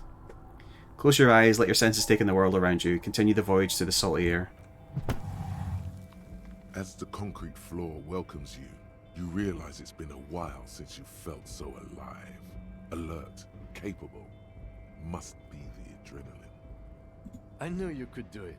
My climbing down might not have been as disco as your jump, but at least we can explore the harbor now. I did not have access to this in my original save. With your feet firmly planted on the concrete, the noise of the harbor rushes back in. Now this is going to be a very different run from what I did previously.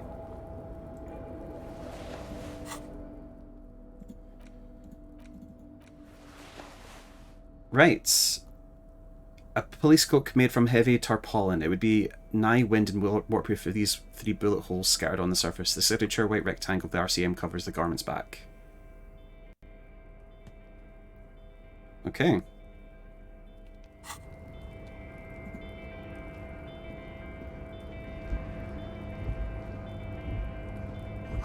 You know, I'm gonna get rid of this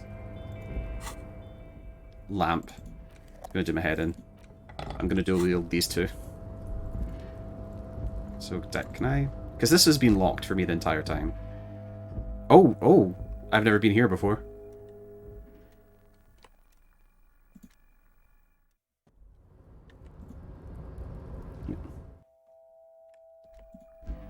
The radio is emitting strange buzzing sounds. A giant aspirin on the pillow and a pattern of coffee rings on the armrest.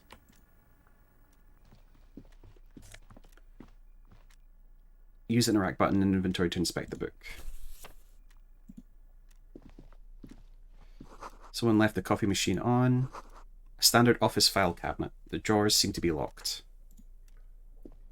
On second glance, someone has forgotten to properly close one of the drawers. See, I'm engaged now because like I didn't see this room. It's unfortunate for the Union to just leave their paperwork lying around like this. Open the drawer. The drawer opens smoothly. Inside is a well-organized selection of brown folders. Where's the folders? Hundreds of documents containing logistical data. Two kinds of transactions stand out. Materials coming into Revachol from the outside world, from Muindi, Grad, and even Ilmara. And the same materials being handed over to companies inside Revachol. Kuron, Coal City, La Delta, and Jamrock are listed among the many districts where the imports are being sold. Anything interesting? It's hard to make sense of this thicket of company names, dates, quantities, and percentages. You try to focus, but the lines are getting blurry. Let's give it a try. Look how blurry all the lines on these papers are. How unwieldy your own willpower is to yourself. You're like an absurdist Samaran monk, focusing through not focusing. Leave the folders alone for now. The drawer slides shut.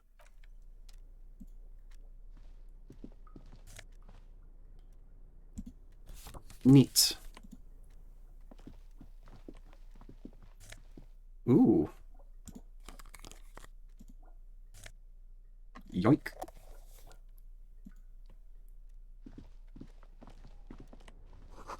This is a Dewey typewriter, model name on its back.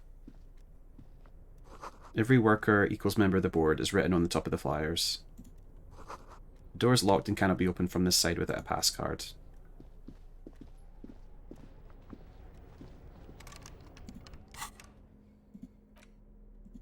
These were stuffed away in the Dock Workers Union's office. They're perfect for scribbling down paperwork when the sun tries to get in your eye. Good for staring down suspects too. So it reduces my drama. Okay, well, it's not like I was a good liar anyway. The laminated postcard offers a glimpse across the river. A little more than a decade after the war, the eastern bank is already fully renovated. The hillsides are lush with gardens and residences. Someone's parked a small beige airship by the fountain. This postcard will sell for a pretty penny. The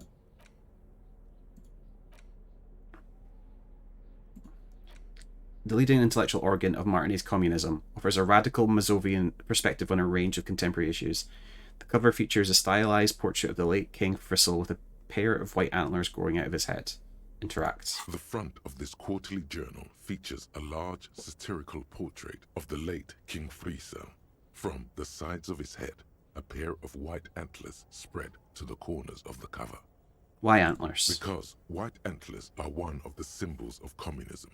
They represent a society in accord with the natural world and, at the same time, above it. A shameful way to treat a former king. Even one as underwhelming as Frisel. Why Frisel? Because Frisel was incompetent, foolish, and cruel. In short, the embodiment of everything the communards wished to overthrow. It's satire, you see. To your disappointment, there aren't any full-color pictures to direct your attention. Just column after column of closely set text, interrupted occasionally by little doodles in black and white. After rifling the pages with your thumb several times, you return to the table of contents. The magazine is divided into several sections. International development, Kunst und Kultur, and local concerns.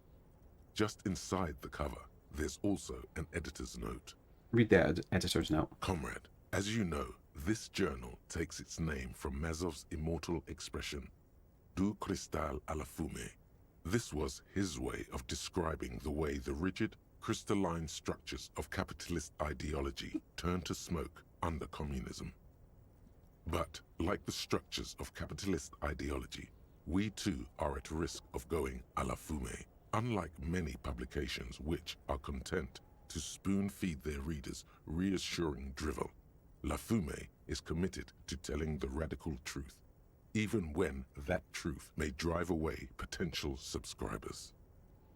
And don't forget to like and subscribe. So please, if you value our radical Mazovian perspective on contemporary politics, culture, and international affairs, please consider subscribing today.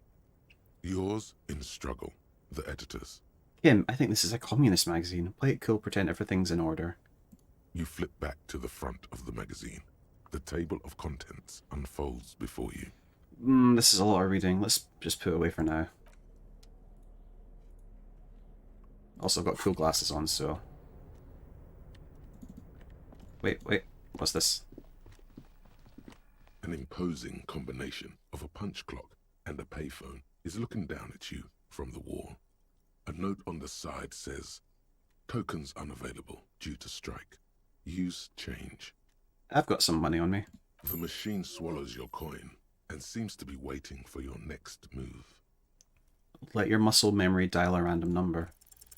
Your fingers run over the dial pad. 005. That's the dialing code for Revachol. 4952, and a moment of hesitation before entering the final numbers. 993. Calling. Still calling. Then... Video Revachol, 24-hour video rental. We rent 8 and 10mm film for home use. This is Lamy. How may I help you? The voice of a youngster on the other end sounds as enthusiastic as that of a man walking towards the gallows. What is this place? Video Revachol is a 24-hour video rental. We rent 8 and 10mm film for home use. This is Lamy.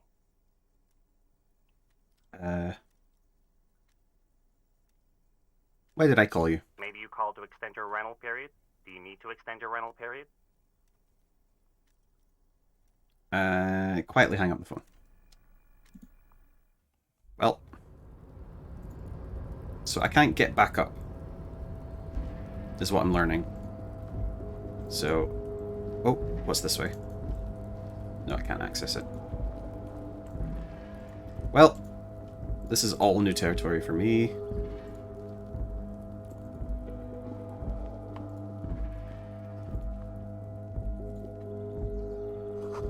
At least 3 packs worth of cigarette butts, numerous empty bottles of Commodore Red and potent Pilsner. This is the night watchman's booth. The name on the door reads, René Arnaud. Listen, it's okay to take a few minutes to yourself. Sit down and have a breather. Right. I'm going to... see if I get anything. This is the night Going watchman's to take a booth. look inside. But please hurry. We are pretty easy to spot up here. Nothing incriminating catches your eye. The cabinets are clean and their sparse contents meticulously organized. There's a framed photograph on the table. Take the picture. It's a black and white photo of a young couple out in a street fair. The man is young, dark-skinned, and dressed in a Royal Carabinieri uniform. The girl is smiling playfully at the camera.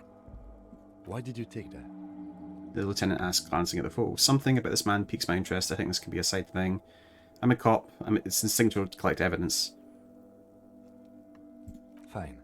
But let's move. I don't want to be seen snooping around here. Have a seat, rest. Let's leave. Black and white photo of a couple posing in front of Ferris wheel, a young Revachol fair summer.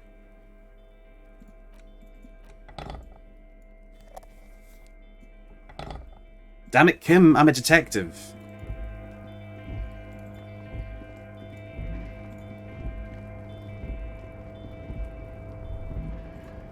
All around you, great machines and bisons. Don't know that word.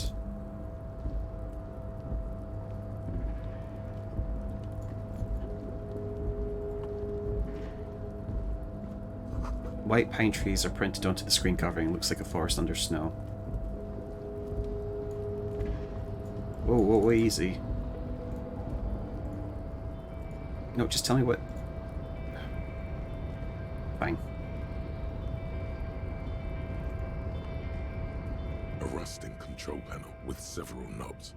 2 buttons marked Marsh and Arrête are faded with use. It seems... I need to quickly nip to the bathroom, folks, so just bear with me a sec. I'll be as quick as I can.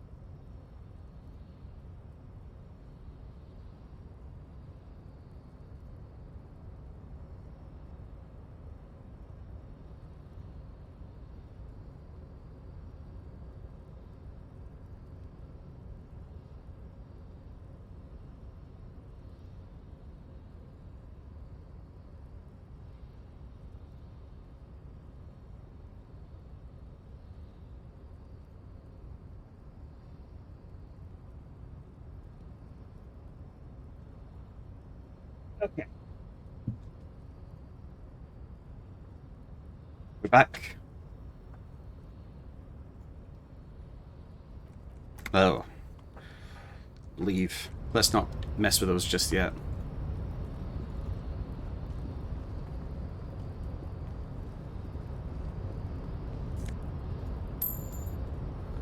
What's this?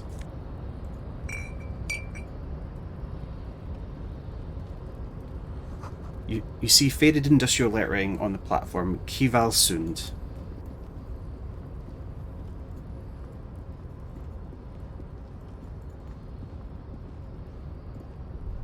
Oh. Shipyard ahead is oddly quiet. The great machines are sleepy.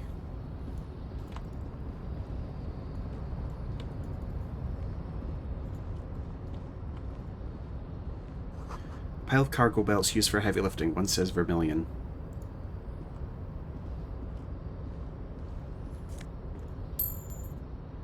Speaker tower is silent. There is no work to organize in the yard below. What's in the box?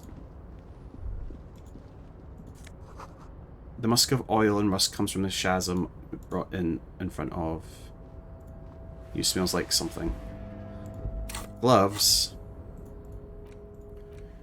For ultimate performance efficiency, these Fallen Ultra Series gloves come fingerless and with a grippy padding covering the palms, making these ideal for quadrupedal movement or for lifting cargo. Okay.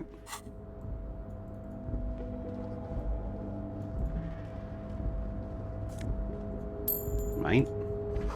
Industrial size thermos. It smells like burnt coffee.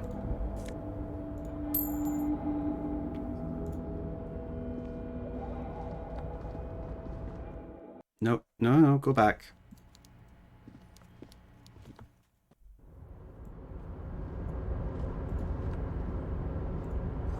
The banner sags under the weight of rain and snow, white waves on red. Hello, sir. you nice and red. Container, container, put the logos on. Scotland forever. Container, container, used to be Wild Pines. Container, container, now belongs to Everard.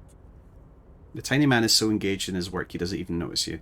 Hi. Everard, Everard, Everard, he looks after everyone. Huh?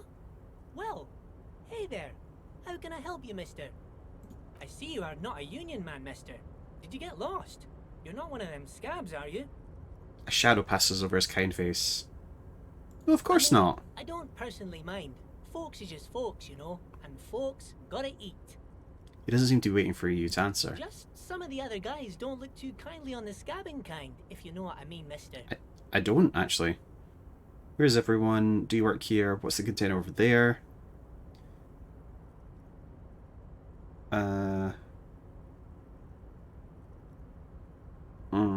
What are you doing with the containers? Oh, I'm just making some covers for them containers here. Yes, I am. Yes, I am. So it's easier for the crane operators to spot them. He waves the containers surrounding below. Let's see something Sure, else. mister. Where is About- everyone? Oh, most of the guys are down at the gates, keeping the scabs from coming in. He leans in with a confidential look. We're on a strike. The whole union is. You don't have to work when you're on strike. Ha! We haven't worked for 2 months now. So no one is working? Not everyone is down there, of course. Mr. Everard is in his office, where he always is. And Jean-Luc is guarding the gate. He pauses to think. But Titus and his boys got into some drunken trouble and Everard sent them on a nice vacation. For a week or so. He stops but seems eager to tell you more. What kind of trouble did this Titus and his friends get into? Oh, I'm not really supposed to talk about that. That's union business. He smiles and leans closer. Him and his boys stirred up something in town. Probably drank too much and got into a fight or something. I heard Mr. Everett telling them to take some time off. But what did they actually do? I guess the boys got a bit too rowdy and had to let out some steam. I don't really know the details. That's just how boys are, you know. I haven't been in a fight since I was in middle school. Middle school! Easy, Leo. Let's keep this on the hearties. Too rowdy, Leo? What kind of fight did they get into? Did they kill some mercenary? Did they kill a merc? Too late. Leo's mouth is still moving, and the words are spewing forth. Words, words, and look, even more words. This guy could go on till the end of days. Now he's talking about some drunk sawmill owner who... No, he already switched to a prized fishing rod he apparently owned at some point. You know what? Just cut in there with your questions. Do you work here? Yes, yes. Everybody needs a job, and this is mine. I'm Leonard, by the way. Leonard Bellick. But everyone calls me Leo. The little man raises his hand in a welcoming I'm gesture. like Mr. Everett's right-hand man when Mr. Edgar is out of town, and Mr. Edgar's right-hand man when Mr. Everett is away. Actually, Miss Beaufort is the right-hand man, but she's a lady. Who is this, Miss Beaufort? The lieutenant looks up at Leo. A real pretty lady with a skin like those Douai Sucre candy bars my missus likes so much. Them are real nice to suckle on once the dinner is done and me and the missus sit down beside the radio. It's just this little Scottish caricature, just like, me and the missus sit down on the radio. Woo-hoo. But I can't listen to the radio all the time. There's so much to do around here and I'm always busy keeping things running here. Yes, I am. Yes, I am. Hold on. Who's this Miss Beaufort? Oh, Lizzie. She is a real sharp tool. Mr. Everett put her through some fancy school and everything, east of the river. 4 years she was gone, and when she came back, she was all fancy and lawyerly. But she's a real nice girl. Grew up in this here neighborhood, knows everybody and gets along with everyone. Real pillar of the community one day, I'm sure. If me missus and me was to have a child, I'd be real happy if she turned out like her. But she can't have kids. Dr. Lemaitre said so, and she knows about such things. Been a doctor for almost 50 years, she has. He sighs and falls silently, watching you meekly with his blue eyes. I think you're doing a great job around here. Yes, this place really seems to run like clockwork. Keep it up, Leo. Lieutenant smiles at Little Man. Well, thanks a lot. Coming from you, it means a lot, really. You didn't think it was possible, but the smile becomes even wider. Sometimes I feel some of the guys don't really get how much I bust my ass for them here. But you guys are alright. What's in that container over there? Points to the container suspended from the crane arm. Oh, that one. That should be empty as far as I know. Lots of containers here have nothing in them. They're just waiting to be loaded up. I'm looking for the leader of the Dock Workers Union. Oh, you want Mr. Everett then? He's an awfully nice fellow, he is. Him and his brother are both nice fellows. They've lived their entire lives in this here neighbourhood. He coughs and then continues immediately. Guys like Mr. Everett and Mr. Edgar, his brother, are real good guys. Made Martinez what it is today. Mr. Everett and Mr. Edgar and I went to the same school we did when we were boys. Easy now, Leo. I just want to know where I can find this man. Oh, Mr. Everett is where he always is. In his office, of course. Okay. Bye-bye now. I feel like he's going to read me a story on CBBS before I go to bed.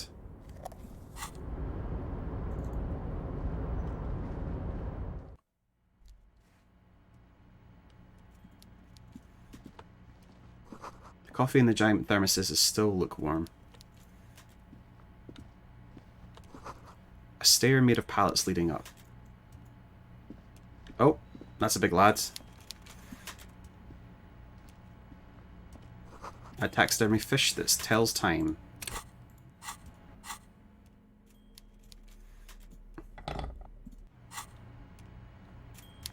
Right, hold on. I can't lie with these on. Interfacing, that probably doesn't really matter right now.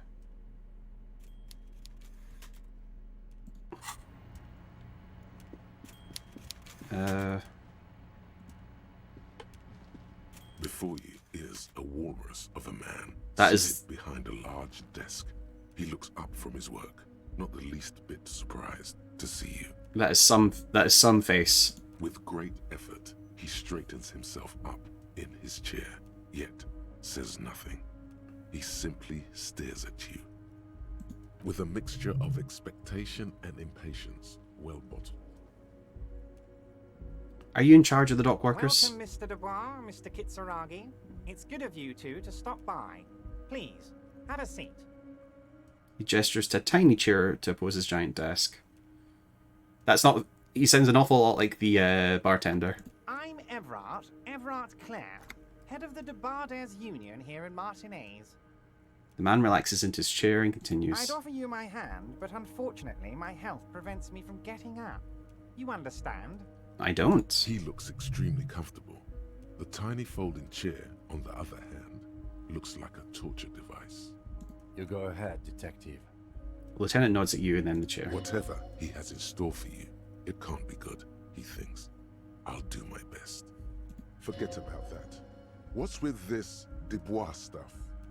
You're getting some seriously bad vibes from that name.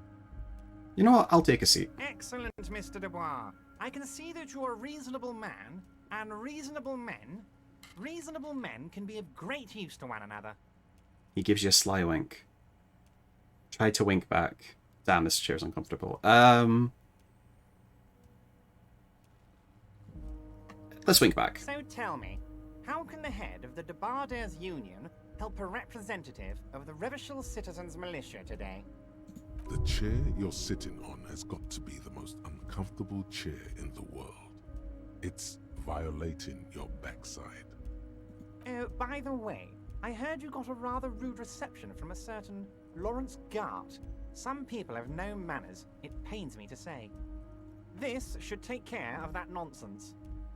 He points to a giant novelty check on his desk. It's absolutely comically huge. It should be sufficient to cover your expenses for a few days and patch over your differences with a cafeteria manager. Go ahead, take it. He points at it again. Wow, that's 25 real. That's good money. You need it.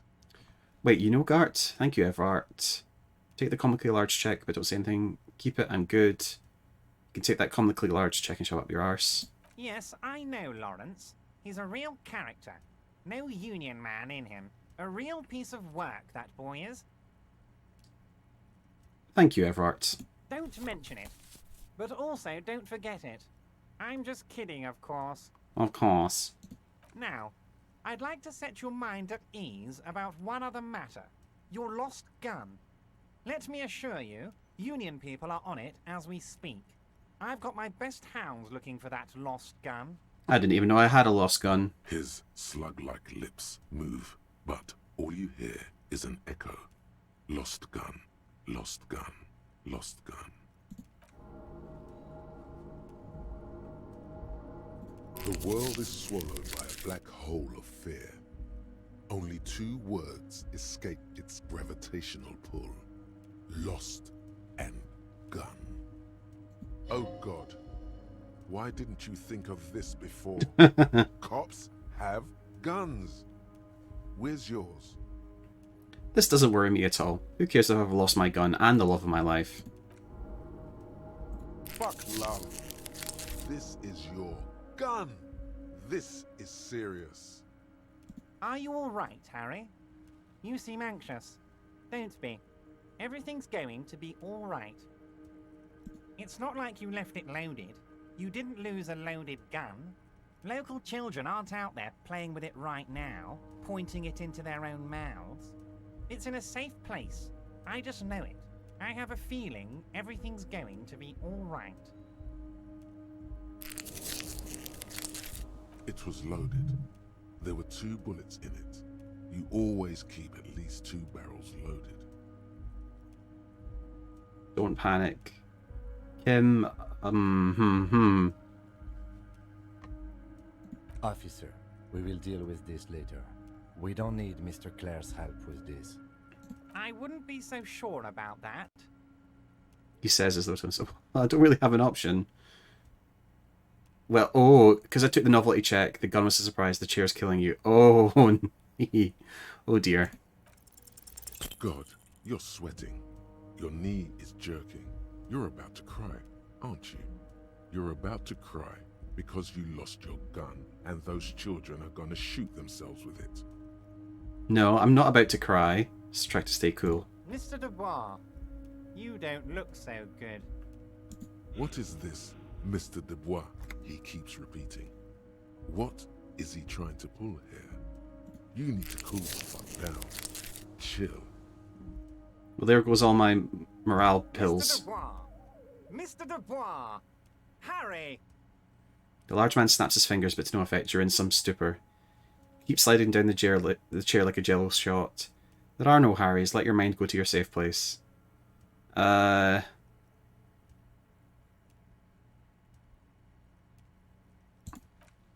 Dubois, are you okay? Can I get you a glass of water or something? Are you having some kind of medical emergency? Maybe you could use your hands somehow, in a kind of throw-in motion, like you're throwing that Mr. Dubois act right back at him. He's Mr. Dubois. I'm melting. Actually, this chair's uncomfortable. I could use that glass of water. Oh, yeah, man, I'm fucking great. Nah, I'm good as it gets, Mr. Dubois. Vaguely gesture. Let's go for the water. What an odd demonstration of... you got me, Harry. I don't even know what. As entertaining as it was, I'm afraid we're wasting our time. And I'm an extremely busy man, as I'm sure you are too. Okay, enough. We are here to ask you some questions pertaining to a murder investigation. Quick, here's your window. Get yourself together and ask him questions. Police officer questions. Okay. It is about time to stop embarrassing yourself. Please. Questions will help you regain some of your lost dignity. No, okay, all of these, like, are you going to ask me how I got in? No, I don't want to ask that. You call me Mr. Dubois, why? Let's talk about the gun. I want to talk about the hanging. Oh, of course. That's your main thing here. That's why you're in Martinez. I know everything that goes on around here, and I would love to discuss it with you. I mean, it's no secret that the lynching is connected to the strike. So much to talk about. Honestly, it's been weighing on me so heavily. I understand you need to interview me. Say nothing. But there's a thing that's been keeping me up at night. I want to talk about the hanging. I mean, if we could just calmly talk, exchange information, we could blow this thing wide open. Mm-hmm. Yes, that sounds good. Let's do that. But I can't think straight with this thing weighing on me. You're police officers, aren't you? I have a crazy idea. You guys are basically door-opening machines, incredibly talented at opening doors. I've opened a few doors in my life. And I'm sure you're going to open this one with flying colors, Harry. This really is very simple, and there's nothing shady about it. Well, Does this jiggling ooze think he's going to use you? He's got another thing coming. Play his game, son, with your eyes peeled. He's going to slip up, and when he does, you're going to come out on top.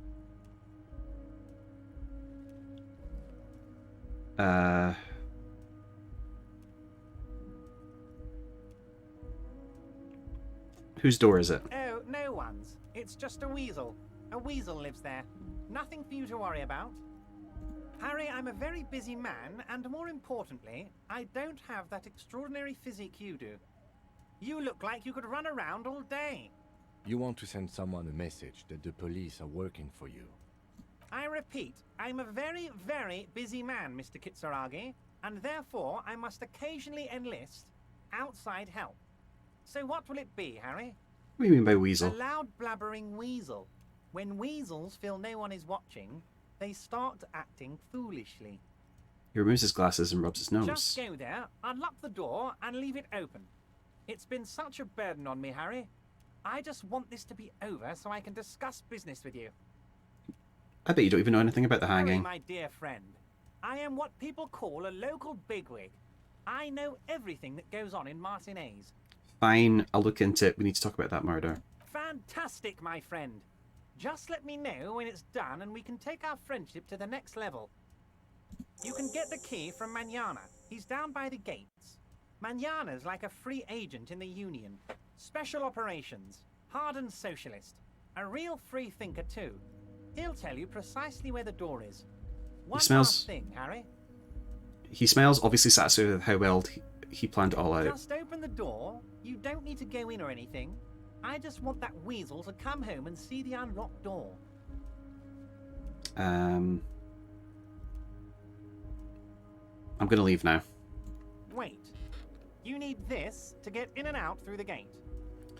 He reaches into his drawer and pulls out a plastic card. I'm gonna want to get stuck in here. Here. You're one of us now. A real red and white Union man. Take care, Harry. Let's see. 20 by 50 centimeter check. Looks like it's meant to be handed over ceremoniously on a gala-like event. It supposedly exchanges for 25 real at your local Fritz store. Below the number, a careful handwritten, or other words, constable's rent, all of it. Note, worthless in a pawn shop. One of my cats is looking at me. Hello, Jake.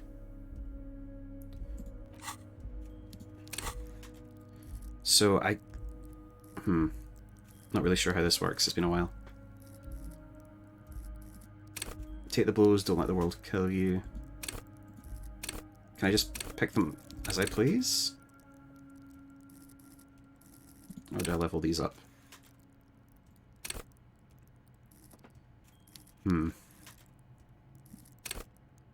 Hand-eye coordination. See, hear, and smell everything. Let no detail go unnoticed.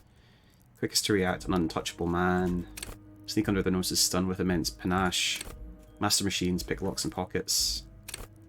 Straighten your back, keep your poker face. Let the body take control, threaten people. Raise the hair on your neck, tune into the city. Go to a party planet, love and be loved by drugs. Flex powerful muscles, enjoy healthy organs. Shrug off the pain, they'll have to hurt you more. Take the blows, don't let the world kill you. Wield raw intellectual power to reduce the world. That seems pretty good.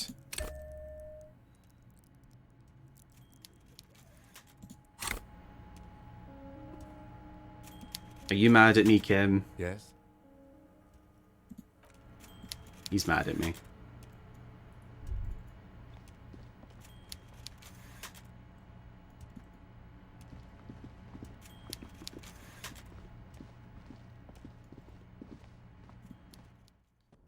Alright.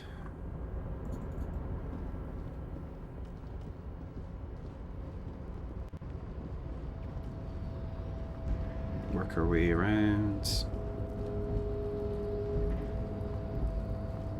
What's this?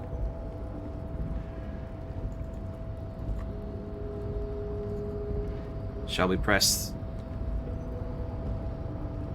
A rusting control panel with several knobs.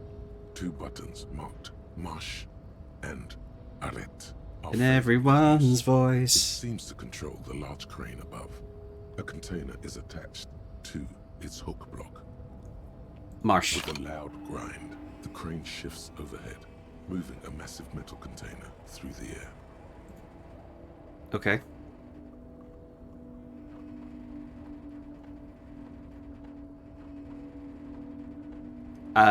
No, not yet.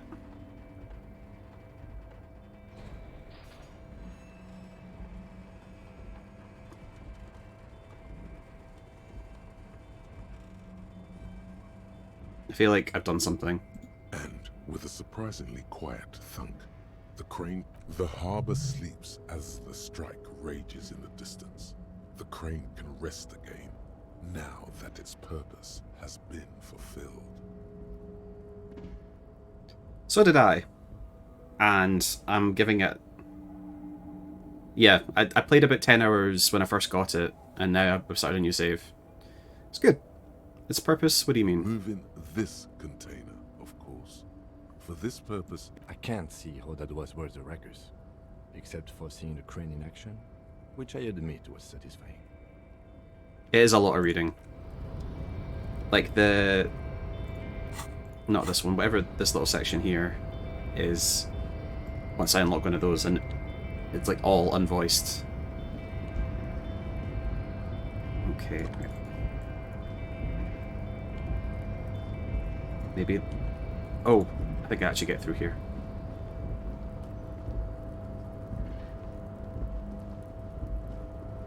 Well, so far I've punched the child.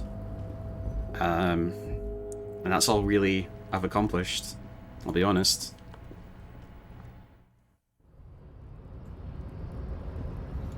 Okay, and then yes, I know who's there. In case of strike, press button behind guards.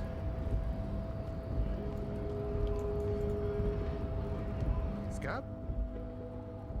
Ask the man with jolly eyes tilting his eyes. What did he just call you? Oh no, not this again. You just got away from that fucking kid. No, I want to deal with this again. What exactly is a scab? Yeah, I'm a scab. Yeah, I'm a scab. Poor and downtrodden, wave your fist. Right to work. I'm not a scab, I'm a cop. I'll just take the cop option. I was just messing with you. No one's ever seen a cop scab. Imagine, you cops going on a strike, but then another cop comes in and says, let us cop for less money. Speaking of, what brings the RCM here? To the Wild North? Come to see the strife? Ever outside you have a key to a door? Key, huh? What door is this key supposed to open? He said it belonged to a weasel. Oh, say no more. I got you. He taps the side of his nose with a little wink. I got that key right here. And let me tell you, it's mighty good of you to help us out during the strike. Working class solidarity, as they say. I saw an opportunity and I took it. I'm a hustle grinder. I'm always on that shit. I heard something about a weasel and it didn't sound like a local polar weasel, if you know what I mean. I'm not opening this door for myself. I'm opening it for all working men. Not really doing this for political reasons. I'm always on that hustle. You guys know me. I'm not so sure about the hustle grind, but you know, it doesn't matter. It's a good thing you're doing. Thanks. And where is it? What you're looking for is a basement door behind the greenhouse. That's behind the whirling in rags. That's all I know. Our organization is what you call compartmentalized. Means we keep out of each other's business. Alright. Okay, but where did you get the key from? The janitor gave it to me. Nice fella. We talked about life and things that really, truly matter. None of this mess we're in. This jiving and juggling. What's it for? To feed our children, I guess. Anything else I should know about the task? This weasel person, when he'll be at home? I'm more of a philosophical dock worker. I like to talk about the big picture stuff. Who I am, who you are, what we are fighting for? Not for honor, but for you. Any idea who killed the hanged man? The mercenary, eh? Who could have killed him? That's indeed the question. Why even do such a thing? The harbour's a primary of suspicion in Europe and the dock workers involved in the killing. What a thought. Why would noble workers resort to such a thing? Unless they were pushed, of course. Pushed how? Your dead guy was an enemy combatant. Hold on, what does that mean? He was an agent of the opposition, attempting to undermine our honorable efforts. Did you kill him? I ain't the murdering type, but that's just me. Large organizations like our union have all sorts of men, with all sorts of skills. He means a more violent faction could easily take care of such a thing. Understood. This has been of limited use. Still, thank you. No problem. I wish the best to you in your search. Sure, I'm glad it's not my search. Gotta get moving. Okay.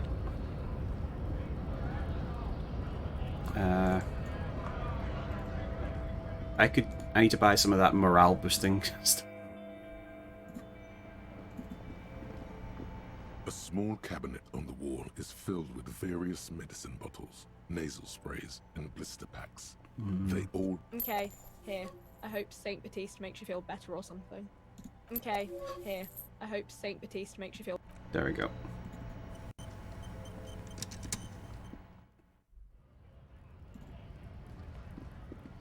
Fuck you, racist. I can't believe it's snowing again. The young woman watches the falling snow in It sighs. felt like springtime just a few days ago. Well, that doesn't help. That's not what I want to talk to you about, but whatever. Right, I believe I need to go through the back. Yep. Oh. A ladder is for kids. It wouldn't hold the weight of a grown man. Oh, let's go and... give that thing to Gart.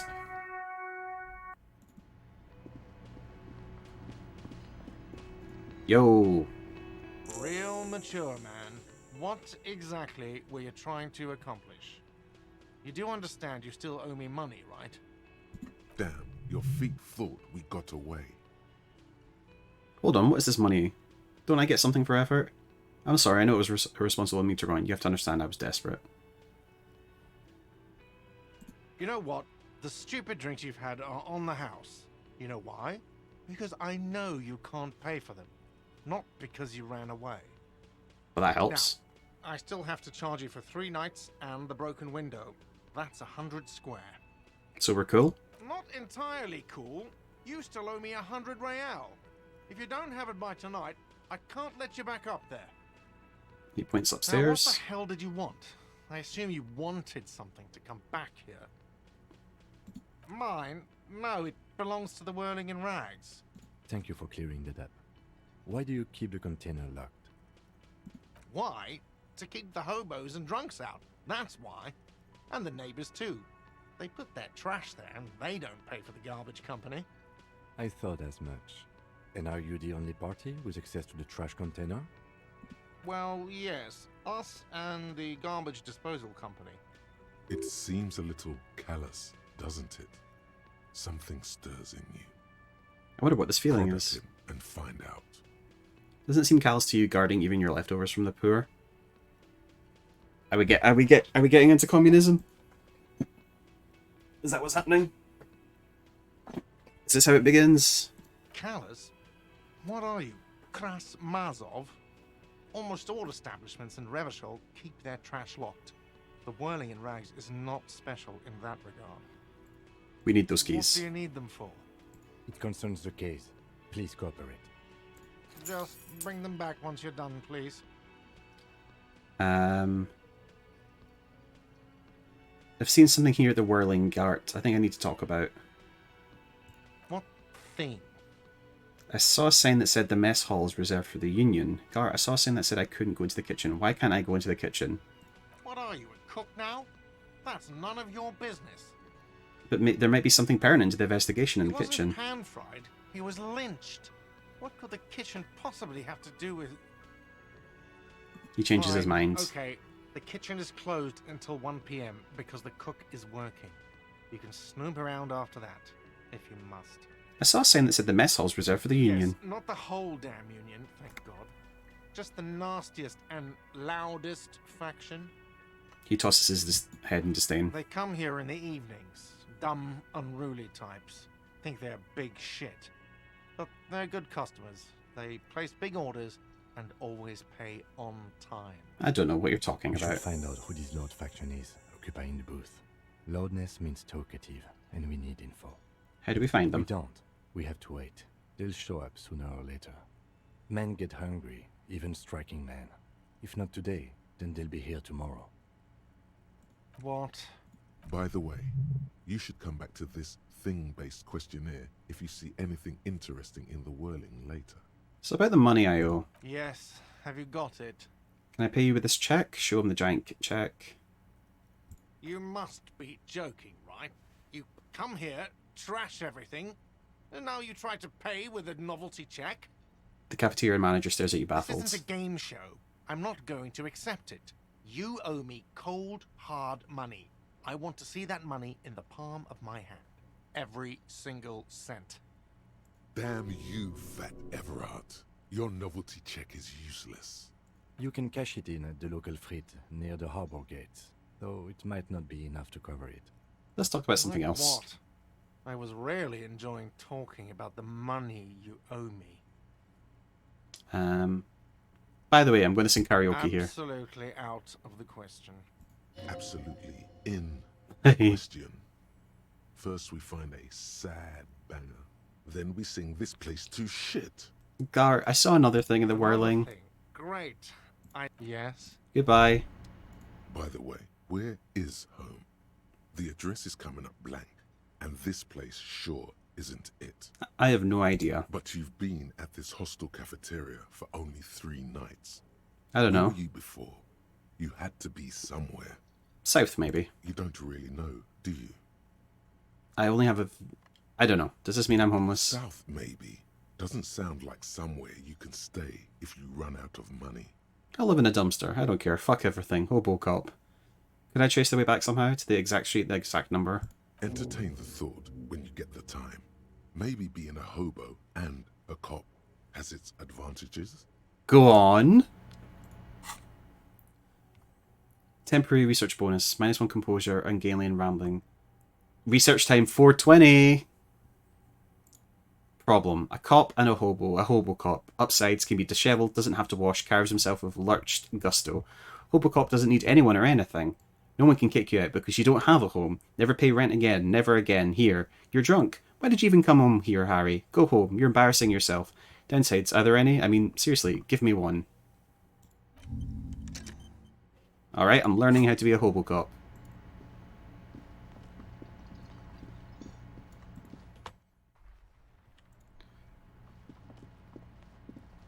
Right, I mean, granted, it's been a year, but I imagine the contents are the same. This trash container is locked. Wait. No, it's not even in my inventory.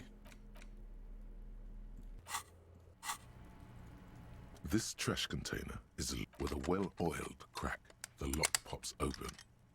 Don't. Maybe you should. Maybe you shouldn't. Of course you should. This is your time to shine, hobo cop. Dive into that dumpster for extra content. What's this? Just a feeling.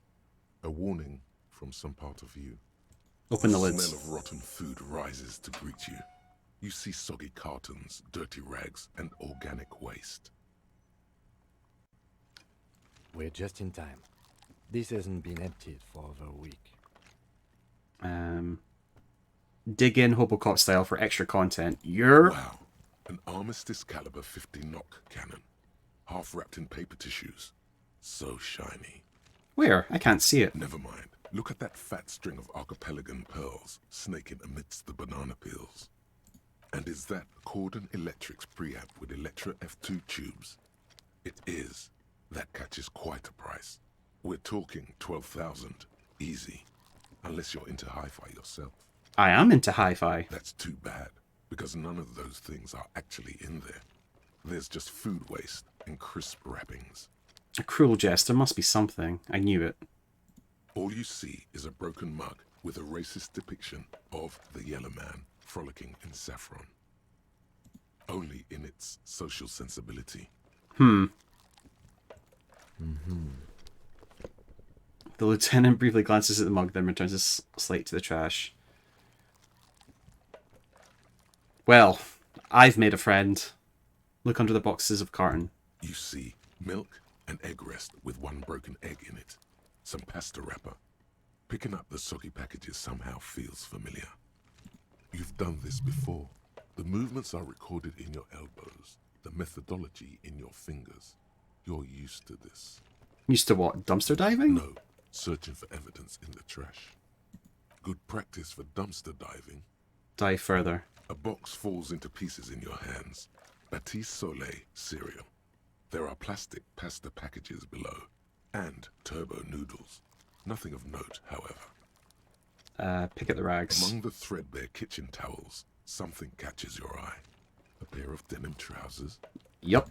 As the legs of the slime-covered jeans begin to unspool from the garbage, a rank corpse smell fills the air. The victim's clothes? Cadaverine odor is faint.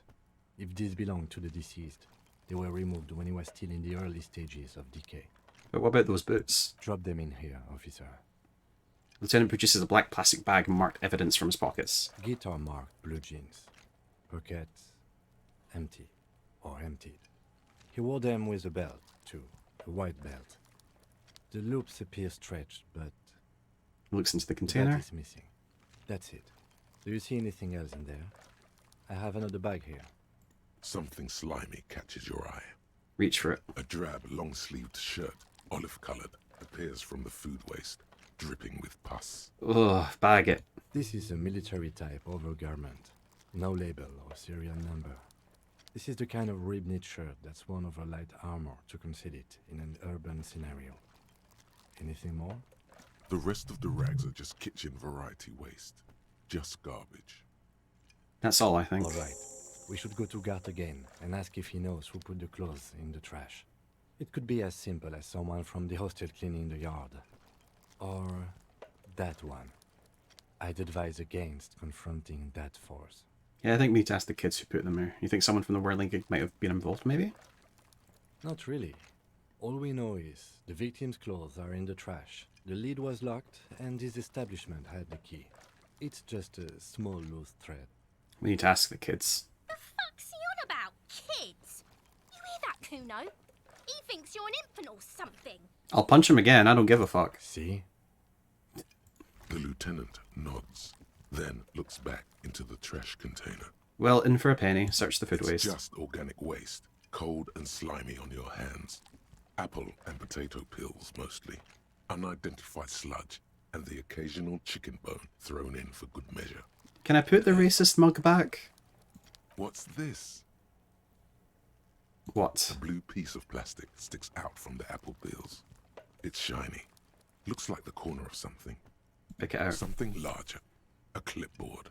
A blue plastic clipboard with moist papers hanging from it. They look badly damaged, but you can still make out forms and notes, written in a man's handwriting. Officer, is that your paperwork? No, it can't be. Yes, it is. Look. This plastic has the RCM street grid on it. You've even got an autopsy form. A miserable-looking slip of paper sticks to the board. If you don't mind me asking, how did this get in the trash? It must have been cramping my style. There's a foreboding quality to it. Maybe I needed to lose it for the great bloodline to begin. I think I didn't want to be a cop anymore, so I threw it away. Someone from the whirling threw it in the trash. I don't know, I'm boring.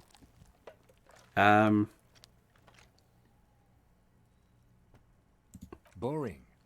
Try dangerous. You should do a thorough inventory of that.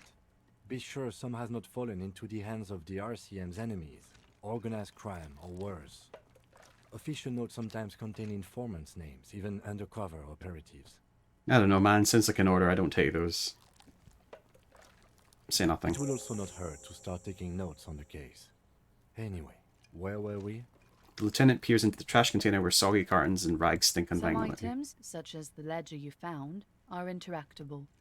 Go to your inventory and... The container sounds a muffled gong. That's one thing off the list. I think we got it all. Right. Yellow man mug. This broken-eared mug somehow made its way into the whirling and rags dumpster. Depicts a person of Samaran descent frolicking in a field of saffron flowers, buck-toothed and grinning feeble-mindedly. Appears to be a cheap knockoff of some colonial antique. It's just a racist mug. What's there to read here? There's quite a lot to read into here, actually. Look at all that content.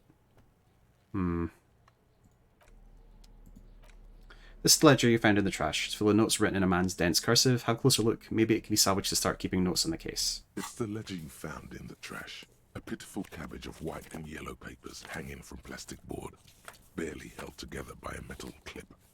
This sad display is made complete by the faint smell of urinal cleaner. Anything else? There's a piece of toilet paper, or is it cleaning tissue? No, it's toilet paper, desperately sticking to the back of the blue plastic clipboard. Oh, sorry, what was that? It's a metaphor for you. Inspect the toilet paper. It's just toilet paper sticking to the back of the plastic clipboard. You can take it off if you want. Maybe it's kitchen tissue. They look exactly the same. Want it to be kitchen tissue, it can be kitchen tissue. It's not, though. It's toilet paper. Leave it there. It's cool. Cool toilet paper. I mean kitchen tissue. Inspect the clip. An aluminium block runs the width of the board, biting down on the paperwork. Its crocodile teeth are the only thing keeping the papers together. A regular pencil, the tip worn down to nothing, has been attached to the clip. Run your fingers across the aluminium. The surface is interrupted by a silvery sticker. It's rectangular, sparkling with iridescence. You don't know how you didn't notice it before. Looks like an official mark, made to be low visibility outside the right circumstances. Point to the sticker. That thing. It's a halogen watermark. We use it for adding information to RCM property. Okay. While a bunch of sodden papers sag from the clipboard in your hand. Browse the white papers. They're not exactly white. They're yellowed in patches by sunlight and alcohol, and covered in dense blue handwriting. Ink escapes into watercolor patterns, reaching its tendrils across entire pages. The paper itself is checkered, with faint red lines, forming short paragraphs. Once in a while, there's a red stamp that exclaims, "Case files, commit to paper." The case files themselves are plenty. You count more than 100 sodden, crumpled up, earmarked pages falling apart in your hands. They appear to be sufficiently organized and extremely dense, if mostly illegible. What is in there? What are they about? Work, strife, poverty, the Jamrock Quarter. These are handwritten logs of investigations dating back to January 51, this year. The exact number is hard to estimate, due to missing pages and an odd naming convention. But there are at least 20, maybe 30 cases undertaken, not completed, mind you. It's the middle of March. You have attempted 2 cases a week on average. What do you mean? Is that all? That's it. It's 2 cases a week. A good load, Lieutenant. There's a mention of naming convention here. Count the pages. I'll have to open official cases or room. That's it. The notebook is annual. It says 51 on what remains of its cover. A molten strap of cardboard. Everything prior to this must have belonged to a previous volume. In short, there was more. Judging by the creases on your forehead and the lines on your cheeks, too much more. Going back years, decades even. Is there room? There is, for precisely one more. 15 pages near the end remain untouched by the damage. The checkered grid forms a structure of passages, breaking the case into subtasks to accomplish. Commit to paper. The ledger only comes with an old, worn-down lead pencil. It will do, barely. Kim, do you have a pen? The lieutenant looks at his blue notebook, 2 fat, shiny pens hang from the binder, like large caliber bullets on an ammo belt. He is not really saying anything, just standing there, looking at them. I'll just use a scrappy pencil. Absolutely motionless at first, then animated slowly, imperceptibly even. Fine. The lieutenant begins to browse his notes again, leaving you to the case files. Onto the paper with a brash free hand, uncannily similar to the rest of the letters. The wording comes easily. It's almost robotically simple, a language developed for mental rigor and simplicity. Inspect the victim's body. Interview the cafeteria manager. Cross out the ones you've already finished. A satisfying slash sounds across the paper. You're done, it seems to say. And you, and you. And a fuck you to you too. That last one cuts a slash right through the paper. Things to be done and things already done. The composition of reality. This is an extremely useful tool for a detective of the citizens' militia. Now all that remains is to name the case. Lieutenant, have you by any chance named our case? No, actually. Any ideas? The Hanged Man, the Furies are at home in our mirror. Setting on, shit on a stick. The Hanged Man. Great. That's great. That's actually what I was thinking too. The Hanged Man. Good, strong name. We have a very good name for the case now. I'm going to start calling it the Hanged Man. It's good we sorted this out. I'm done inspecting. You don't exactly close them, so much as distance yourself from the smelly papers. They're a little further from your nose now. Smell the ledger. The acidic stench of rotting food is rubbed off on the cellulose. It now forms the base of the experience. This base surrounded by a faint air of spoiled meat, the stuff of death itself, and then sprinkled liberally with the citrus zest of toilet cleaner. You know, like the bits they put into public piss bowls, probably called Fermi Discrete, or Axel, or something. At some point in its journey, the ledger has seen the inside of a public toilet. Which toilet would that be? Shut up, Nose. I don't need your help. I don't need anyone's help. Remember when I said the smell of the upstairs bathroom was so rank they should have sent a poet to describe it? Is sprinkled liberally with the citrus zest of toilet cleaner in a line this poet might have used? Not really. Maybe you should pay more attention then? Anyway, what your nose is trying to tell you is the ledger was dropped into a toilet in the whirling in rags by you. The toilet cleaner in your room smells exactly the same. Browse the yellow papers. In the back, you see thin, translucent copy of paper. Some neon yellow, some bright red, all covered in boxes, like marching armies. These look like official forms, waiting to be filled out. Then rip them from the binder and hand them out, according to type of form. What types of forms are there? 3. The topmost are misconduct fines. The middle ones are station calls. And the bottommost are field autopsy forms. Each is easy enough to make sense of. Field autopsy. A dozen pages of thin copy paper, bright red in color. You see color of the irises, predation mark. The rest of the I've had stick enough. in Look at the cellulose. clipboard. It's made of dark blue plastic, hard enough to beat someone to submission with. The edges are rounded, however. The U4 size board feels thick and heavy in your hand. Light shimmers on its wet surface. On the back, you see the embossed letters, RCM. Shake the ledger. Something rattles inside, ever so lightly. Is there a hidden compartment? And something small inside, light, made of paper or cardboard, or dried flowers perhaps. Peek inside. The plastic shimmers like lapis lazuli, but it is not see-through. You cannot see to its center. There's pain in there, if you want some. That much you know. How would I open it? With your hands, U4-sized pages hang from the clip, screwed Open to it. the top of the board. The two sides of the board appear slightly misaligned, like a drawer that's come off its slides.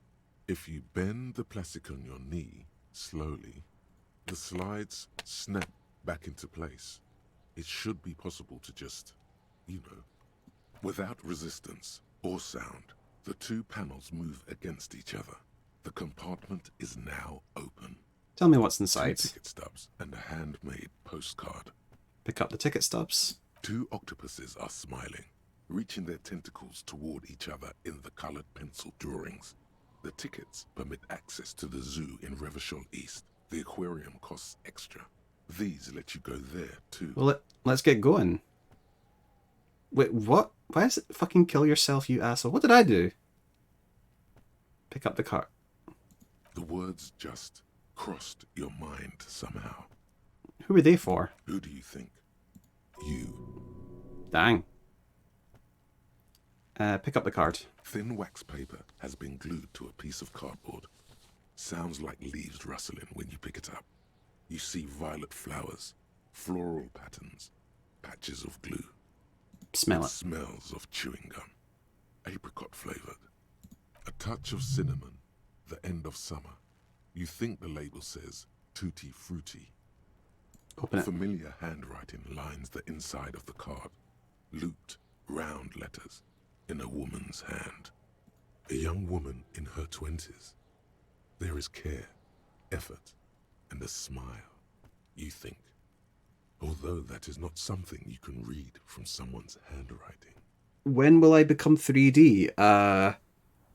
When I can pay somebody to make me 3D, or I spend 200 hours in Vroid Studio. Yep. I mean, that's the. That's. Yep. That'll be it. Good.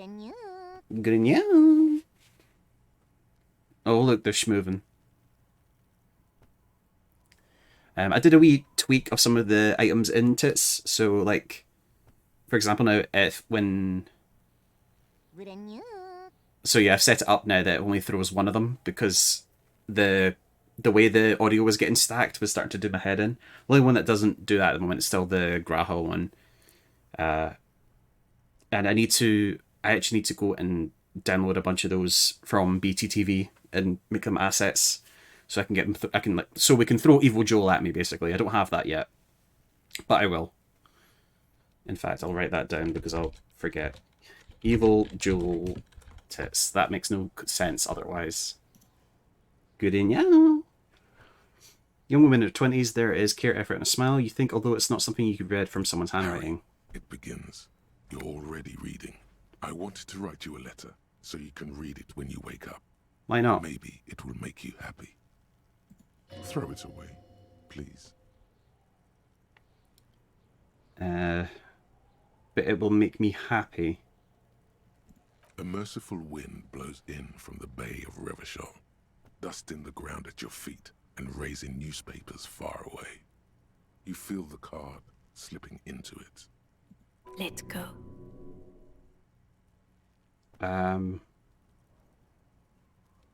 Throw the card in the wind. No, don't throw away the baggie. There's dust on the drug baggie. It's not good, but at least it's some kind of way to be together. What do we think? Read the card or throw it away?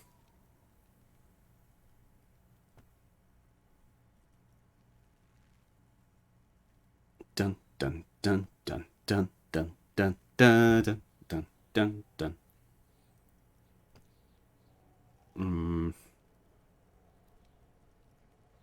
I will throw it away. Just like that, the wind picks it from your fingers. Cold, they let go. The wax paper rustles, a whisper light and low. Then a sudden gust raises the postcard to the drizzle-grey sky above, away from you. A small piece of paper dances above Martinez, above slow waves crashing the shore, and the war-torn houses, and the new bâtiment devant alike. Above you, looking up to the grey sky, with your hair greasy and wet. And above the distant streets and the 881, even above the old fish market and the church. Its material existence is lost. This great city will pocket it for you. For your own sake, forget about it. So's Kenny Omega. Who else did I see? Rahul Kohli is also in it. They've just fucking went, yeah, sure, anybody that... I mean, I'm excited to announce that I too will also be in Ishin. But the distant things, even above the old fish market, its materials existence is lost. The great city will pocket it for you for your own sake. Synapses can be rerouted. The mind takes a new shape. The wind carries the keepsake away from you. To the southwest, the pale violet dot disappears. What was in there? No, you should not have thought back at it. Now some of it is on your mind again. The ledger of oblivion-induced mental health is just as shabby as the damaged ledger anyway. A bunch of sodden papers on a clipboard. Better not to waste more time with it. The Ledger of Oblivion is a special item that can be used both as an interactable and a tool equipped in your hand for skill bonuses. Find it under the Tools tab in your inventory. Okay. This is the ledger you found in the trash. It emits oblivion. A thin veneer of la la la, what I don't know cannot hurt me covers its pages. You look at it and it makes you feel surprisingly solid, actually. Okay, it does seem to do that. Right, let's see what this... I feel compelled to interact with everything, but it's literally just a racist mug. Right. It's just a racist mug. What's there to read here? Not much. There's quite a lot to read into, actually. Look at all that content. Oh boy, here we go. What are you going to say about a broken, tossed-away mug that you dug out of the garbage? The mug didn't belong in the trash, it was just a funny mug. Can't anyone laugh anymore? Oh! Ah! The mug will be useful. By denouncing it, I can earn political capital to mask my badass hustling, i.e. fraud and embezzlement. I'm going to push this into the face of every merchant I find and tell them this is your inane ideology. This mug is used as an example of prejudice. I'm going to use it as an example of what not to do. Yeah, I'm not... I mean, how am I going to use it? Just...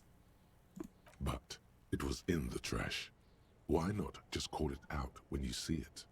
Or do some volunteering work. Just finish your case, detective. I didn't have a choice! Can I put it back? Please let me put it back. Also, what's this bit? Caustic Echo. Caustic Echo. Good on you to have thrown that slip into the wind and walked away. Say, not today, Dark One. I don't need your keepsakes. I am not curious. Let the past disintegrate. Let its ink wash off into the Bay of Martinez. You're through with it. There's nothing, a terrifying splash of stomach acid to fill you with dread. No caustic lack of air. You haven't lost anything. Incredibly precious, too precious to name. You got shit on a stick, and all you need to do is keep the shit balance on the stick, and everything will be fine. Alright. The trash containers. The smell of rotten food rises to greet you. You see soggy cartons, dirty rags, and organic waste. The container sounds a I just have that on me now.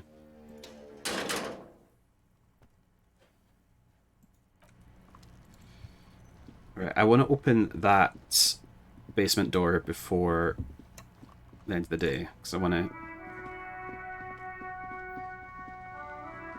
I'll interact with these later.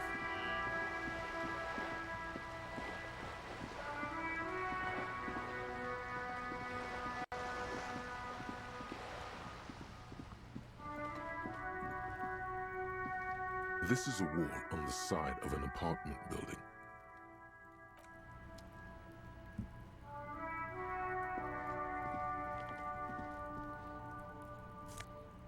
Oh, don't mind me. Are you trying to sneak up on me? Come to slit my throat in my sleep? Apparently, she doesn't like people standing behind her back. Pig's come to take me out, trying to snuff me out. If anything, you're afraid she'll take you out one day.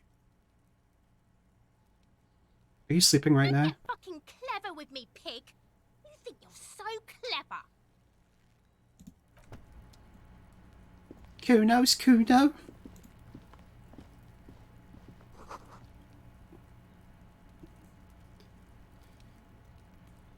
deliberating whether to make a joke or not. No. Also, I didn't read what that said. Damn. Too busy.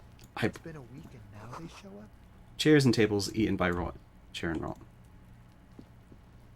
There must be another way into the building. Why was that so loud? Was that just on my end, or did you guys hear that? I can't get involved in this. Zyle, please tell me that, like, Kim was, like, bass boosted there.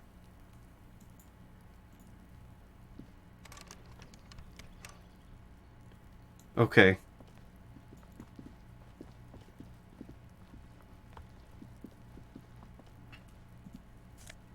What's this? Orange bum hat. It's not a bucket. It's me hat. An orange beanie with a couple of big ass holes on the side. It looks like it might have been used as a mask during an armed robbery. I am dripped.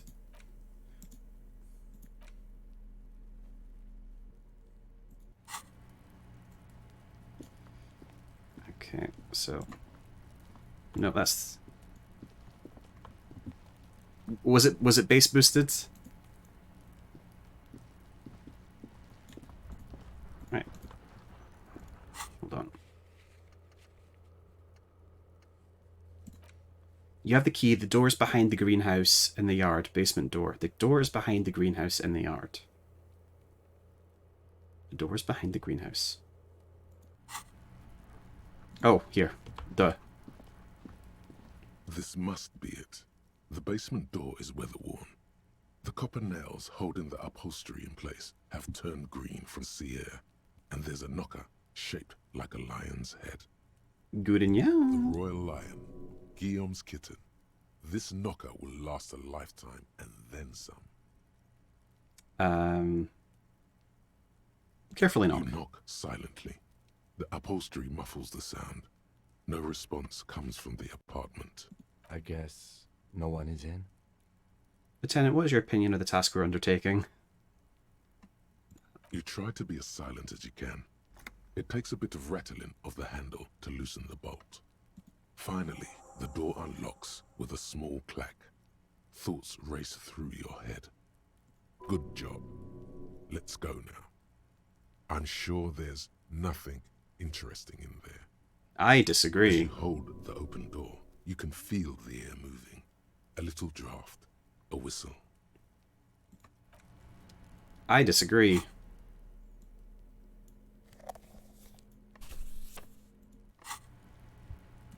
In we go.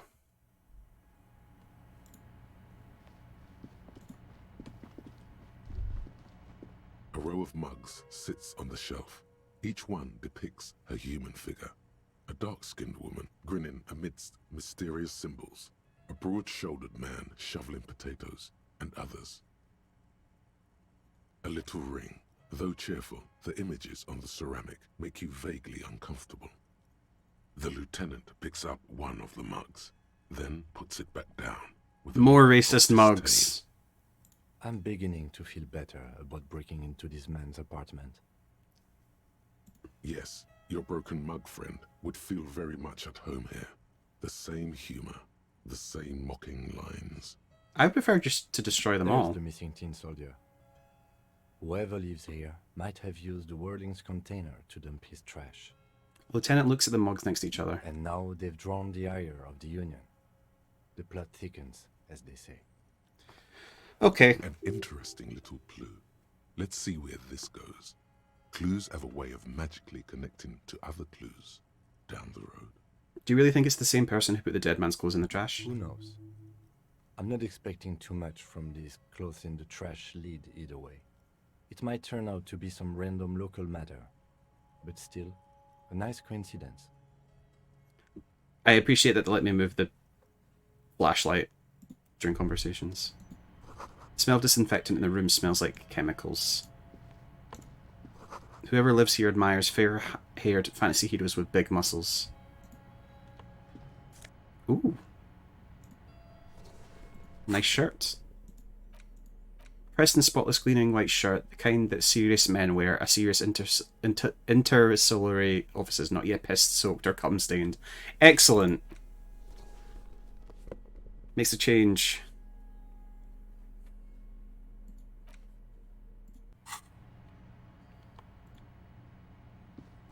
You can almost feel the warmth of the red sun on the flag. The book titled The Hidden Word of Walking Sticks lies open.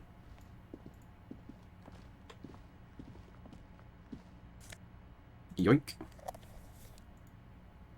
A small suitcase full of clothes. Guests are staying over? Okay, well, nothing here to inspect, so...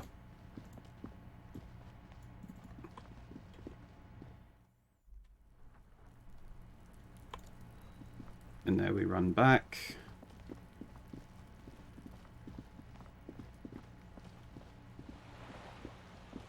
I will look at these things in due time.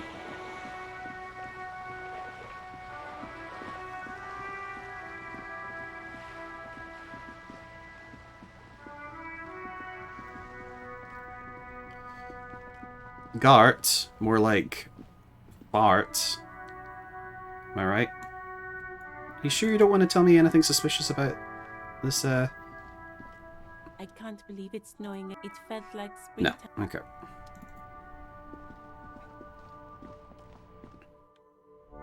Do weapons do anything for, like, intimidation? No. This is just getting in people's eyes.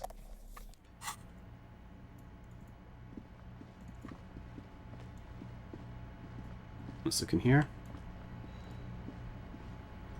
Dishes are drying, they smell of chemicals and pine trees. Yoink. An aroma of spices, alcohol, and tomatoes hang in the air. A thin man is smoking below an exhaust hood, occasionally sipping from his mug. This must be the Whirling's cook. As you step in, he nods toward the table and says something in a completely foreign language. The only words you can make out are Garancy and Quebec. It must be his name. Garancy. Garancy Quebec. Sounds representative. I have some questions. Can you got time for a few questions? The man puts his cup down and replies something, his left hand drawing arcs in the air. You've got some impressive pots there. He smiles and bangs his ladle against each of his pots in turn. Great work, detective. 10 out of 10. You see a heavy steel door with a prominent dimple lock. It's painted blue. The cobalt blue surface feels rough to touch. The stainless steel door is flush with its frame on every side. Old cobalt paint, rough on the fingers. 40, 50 years since this was painted, maybe. The door does not budge. You do? It's a door in the back of the kitchen. Why do you care where it leads? I'm drawn to the cobalt blue. It's part of the whirling and rags. There's something about this place that makes me want to know. How did you? We may find something pertinent to the investigation. Yes. I suppose it's worth seeing if we can get in. Just to be thorough. As a side investigation. Yes, a mini-side Garth investigation. is the person to ask about this. The cafeteria manager. No, he's a bartender. Gart, my darling. Can I help you? Here's your trash container key. Thanks. I hope you found what you were looking for. How strange. I certainly didn't put them there. Could someone on your staff have put them there? Maybe you don't remember putting them in. Maybe you were sleepwalking. Who else has keys? The trash collection service? CS Municipal. I don't see why they would put anything in the trash, though. Ah, the elusive CS Municipal. I doubt we'll be able to track down who was sent here last and when. This will have to be one of those little threads that solves itself down the road. On Clinton Street, near the Boogie Street Diamond, a small truck rattles down an alleyway. It stops by a rusted trash container. Two men, their faces rough and swollen, jump out. They look at the container, despondently. CSM is written on their backs. Thank you anyway. Could someone on your staff have put them there? Sylvie had the keys before I got here, and I can vouch for her. I can vouch for all my staff. None of us would tamper with the crime scene. Alright, thanks. Yes?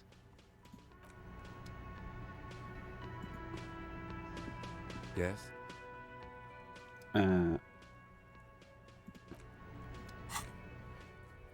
Alright, let's go back to Everard. Tell him we've done his dirty work.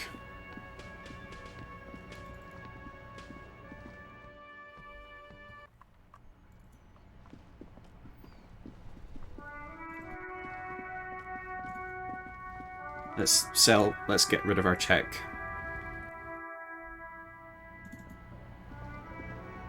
Welcome to Frit. Feel free to look around or something. Everything is out on the shelves. Okay. I'm not really supposed to be talking to anyone, but... You need to exchange this novelty check for cash. Wow. I didn't know you worked for the union, sir. She rolls up the giant novelty check. Looks like she's seen it before and slips it under the counter. Else I can... That was easy. Worryingly so. Blow the whole thing on speed and gin. Right now. Speed and gin. Great combo. Ask some local dealers, maybe. Can you tell me anything about the dead body? I don't really know anything. I mean, I know it's there, but I haven't seen it, so... Did you know who died? Not really. Not really. Does it mean you knew him a little? No. I didn't know him at all. Uh-huh. Alright.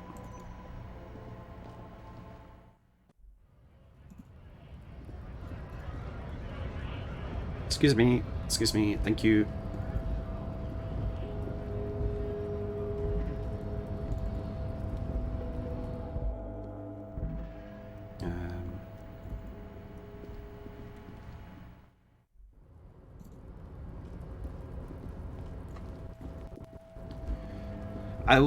I'll need to wrap up soon-ish.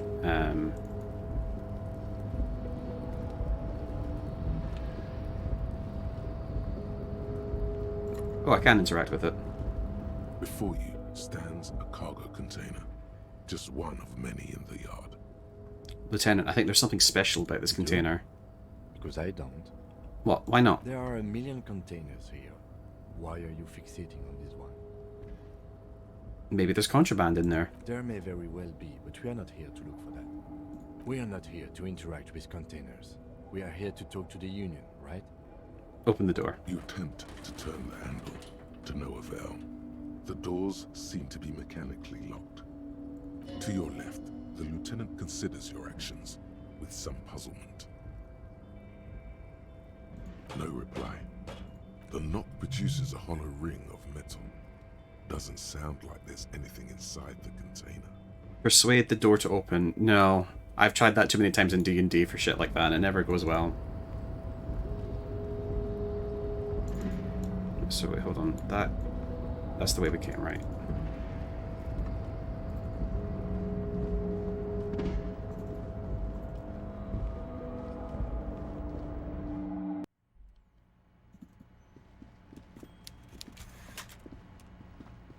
Can I go? No. Mr. Dubois, a pleasure as always. You don't have to sit down this time, since you've already sat on that chair. I opened the door he asked. Can you discuss the murder now? I'm very glad to hear that, Harry. One question. You didn't actually happen to stumble in and see what's inside the apartment, did you?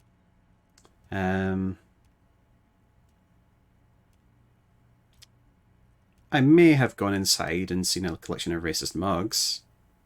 Just as I thought. Culturally antiquated mug collection. What a weasel. Pissing on Everart's Rainbow Coalition. Now let's get down to brass tacks. It's time for men like me and you to figure out who's killed who and why. Real police work is gonna start happening now. I promise you, Harry, this is gonna be good. Yeah. Discord mod as well. The mug collection I mentioned was in the apartment. I found a similar mug in the trash with the hanged man's clothes. You said... yeah. Racist mugs in the trash and in the apartment?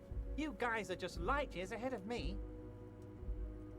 I have so much confidence in the ability of your organization.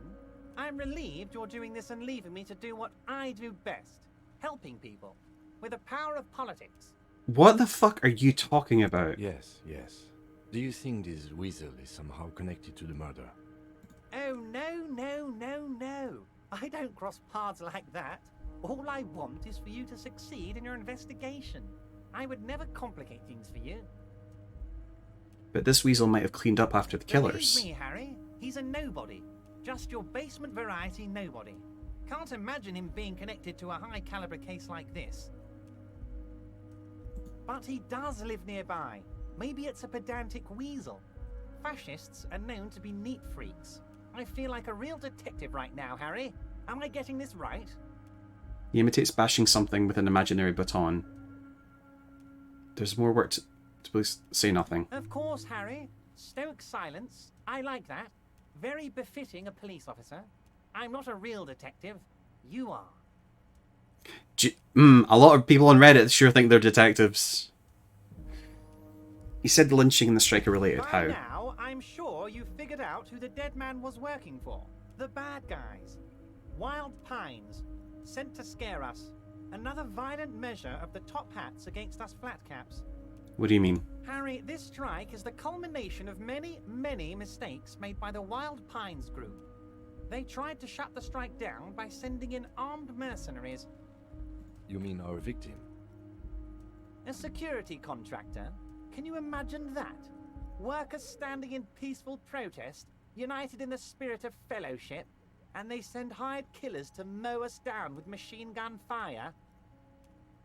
What's strange? Hello, how are you?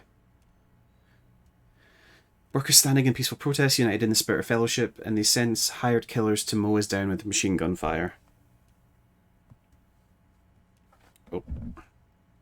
Yes, that voice is quite distinctive, isn't it?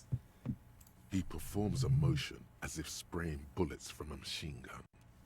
I'm talking beasts. Hardened killers from proxy wars in Yisut, Semenine, Saramoritsa. You name it, they've done it.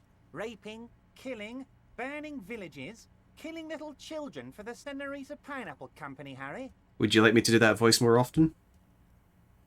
Those Senorita Pineapple people are scary motherfuckers. Decimating your state if you don't give them your pineapples. Everything they did there, they brought over here. They want to turn Revachol into a third world slum. Honestly, the only thing they didn't do is kill the village elephant. Ow. Right. Hardened killers from proxy wars. Everything they did, they brought over here. They want to turn Revachol into a third world slum. Honestly, the only thing they didn't do is kill the village elephant.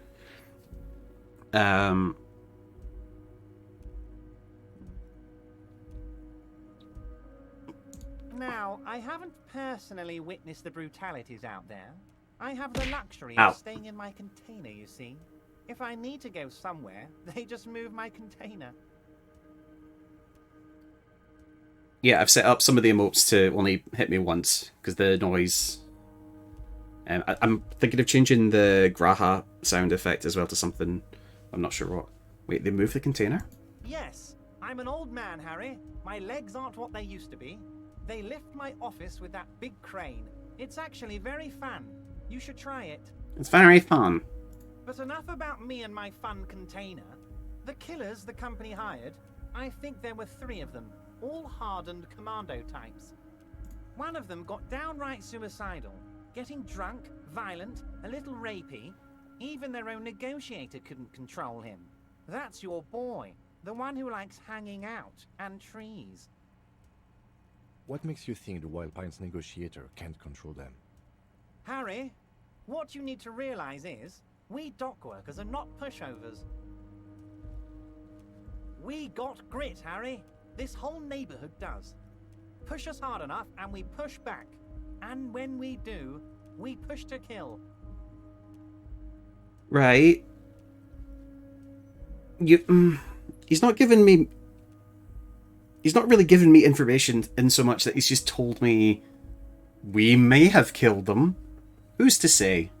An entire neighborhood. Killers. Hi, Ergo.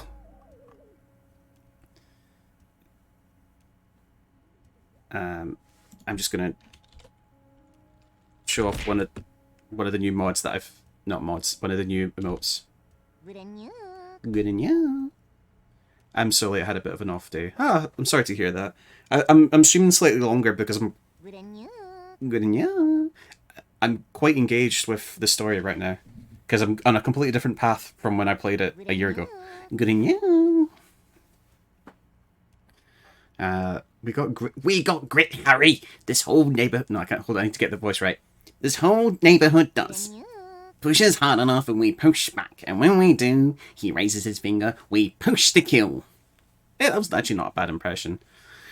The whole neighborhood is in on it? Potentially, Harry. Potentially. We got arm wrestling champions, rowing club people, ex-coal miners, Don't leave. tough guys, all ready to spring into action for their home base. Right. We've got arm... No, I almost did the voice again. It is some voice. Who exactly did the pushing? There's a militant wing inside the Union. A group of people whose duties don't involve manual labor, but peacekeeping in the neighborhood. Making sure everything runs smoothly. Too late. You're already going out with me. Making sure... Is it better or worse than the quote-unquote fake deep voice that I do that you hate? Making sure everything runs smoothly. They're like you guys. Idealistic people who want to make sure bad things don't happen. And if they already have, well, punishment must follow. It's worse, okay. So these idealists killed our victim?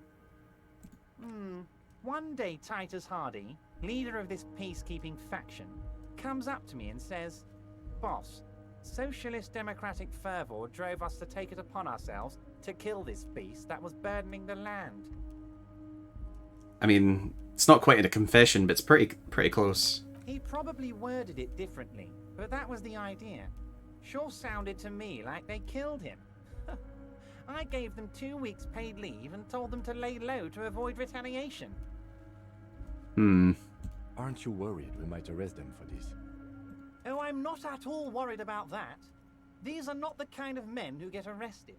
They're Martinez boys, tough and gritty. I'd like to see the man who takes them in. Besides, I sent my lawyer girl to look after them. How do you know the mercenaries were hired by the shipping company? How do I know? Let me tell you about these people. Oh, God. That's their MO. It's what they do. Last winter, some poor workers in Terminal E went on a little strike. The company sent in Sediment, a security contractor. The strike was over the workers' right to wear protective footwear, Harry.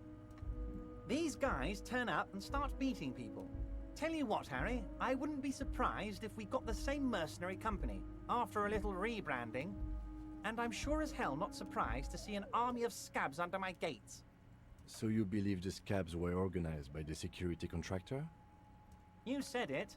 Hell, one of those guys looks big enough to take down that proverbial elephant. Boys like that don't just happen to show up during strikes.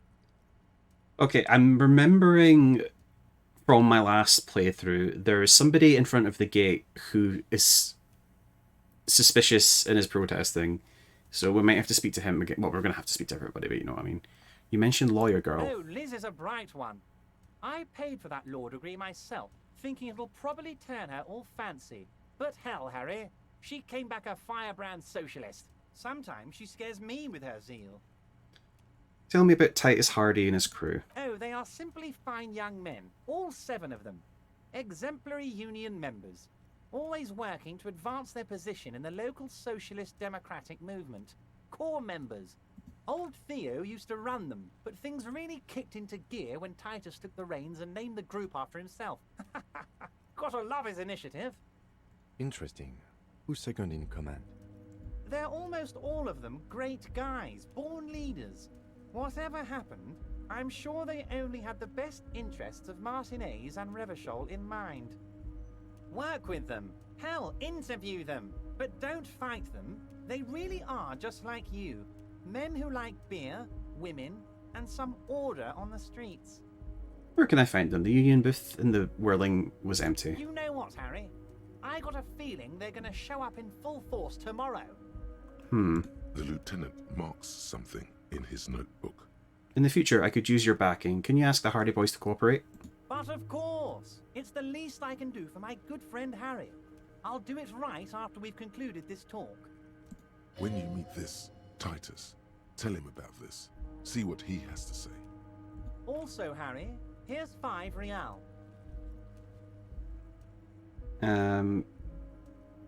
Just taking it.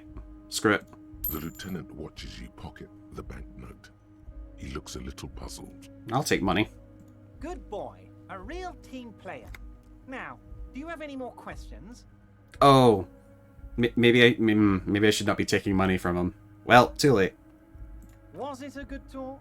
I'm not sure we made much headway here. I was hoping we'd bust the case wide open. Heck, I even wanted to tell you what I really want to achieve with the strike. I don't know what happened, Harry. I wanted you to feel like Mr. Martinez. And of course, I also wanted you to find your gun. But it's like I can't completely trust you. Yet. Yes, Harry. It's like I can't fully trust you if you're not a man of the left. I want to, but I just can't. Okay. Cope. He's been hurt too much in the past by men who aren't social democrats. I am not a man of the left. I'm a patriot of Revachol. You're right not to trust me. I take care of me. I'm a hustler. I grind. I'm a money engineer. My name is Andrew Tate. What's that supposed to mean? I'm more left than you are. This is another corrupt scheme, isn't it? Right, isn't it? I'm neither left nor right. I do what my heart tells me to do. I'm a hustler, baby. Perfect, Harry. That's perfect. My version of the left is not against the companies. It's with the companies. Fuck. Honestly, what I have in mind is a business proposal. A left-wing business proposal, but still... And what would this entail? Once again, I require nothing unethical or illegal of you. You just need to get 2 little signatures on this piece of paper, and then mail it to my accountant in La Delta. What are the signatures I'm for? glad you asked, Harry. The Union is going to build a modern youth centre in Martinez. It will be righteous. We're gonna get those teenagers off drugs and on roller skates. Hell yeah. There's a nameless little street on the coast with some old houses around it. Most people have already signed. I just need 2 more signatures to get this mission off the ground, Harry. I mean, it's clearly a con. It depends. I don't think what we just got from Mr. Clare was very useful. Agreed. But he thinks it's your call. As I said, it weighs on me heavily. But once we get really talking, well, I'm gonna hand you the keys to Martinez, and maybe even help you figure out who's behind this killing. Where is this place exactly? On the coast, Harry, across the canal. There's a cul-de-sac there, a little village they're calling it. A gloomy place. You'll find it. I trust your detective skills, Harry. Water drips from the eaves. A woman looks at her freshly tarred skiff. There's a pair of cavalry boots under the fish in the box, and the wind howls like a vicious spirit. What will happen to the current They occupants? are just gonna have to deal with the construction noise for 6 months, and then they'll be living like kings. Right next to a fancy new youth centre, designed by the best architects from Stella Marie.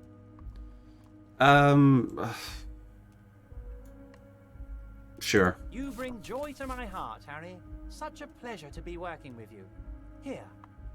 He hands you open You it. need to get Wait. signatures from Isabel Sadie and Lillian Carter. The cul-de-sac is right past the pawn shop and across the canal. I hear there is some trouble with the waterlock, but they should fix it by Wednesday morning. Once you have the signatures, mail this to 13022 La Rocca in La Delta. Then I know we can do business together. Could I just lie? Can we go over a few details concerning the murder? Most certainly, Harry. No. By all means, Harry. My dear Harry. There are literally millions of containers in this harbour. I couldn't possibly remember what's in all of them. Harry, you smooth-talking son of a bitch. Time is a precious resource, and I don't have enough of it to count containers with you. Why not? Smooth talking. Maybe that's the way to go about opening the container. You should at least try convincing it. See you soon, Debardeur. Just kidding, but not too much. Yeah. White envelope with a stamp attached to the upper right corner, handed to you by Everard Clare. Inside are some legal documents with 2 names printed on them, Isabel Sadie and Lillian Carter. Both signatures are required. You take the legal documents out of the envelope. A 12 to 40 month construction period and the zoning plan in the addendum. Try to find a loophole. Sure. There is no loophole. Oh. The simple truth is, the current residents are going to lose their street access, and for the next 12 to 40 months, their lives will be dominated by constant construction noise right next door. Wait, what are the ramifications of this? Look, point to the photocopy. These people are going to have to move away. Can we do something about it? Noise will be tough on the villagers, but I guess that's just the cost of progress. Once the construction starts, it'll probably take a few months, a year maybe, for even the most stubborn occupants to get tired of living like this. After that, they'll sell their property for cheap and move out. Is there something we can do? I should have seen it.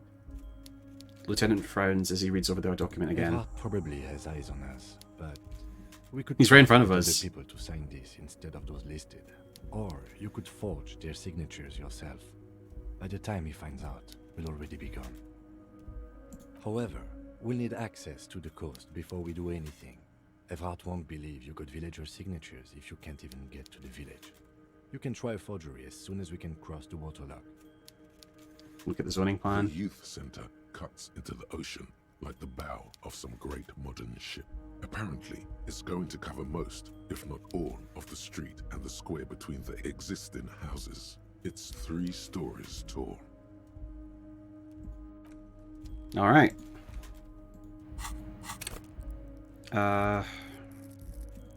Hold yourself together. Keep your morale up. Hold on. Interfacing. I want to.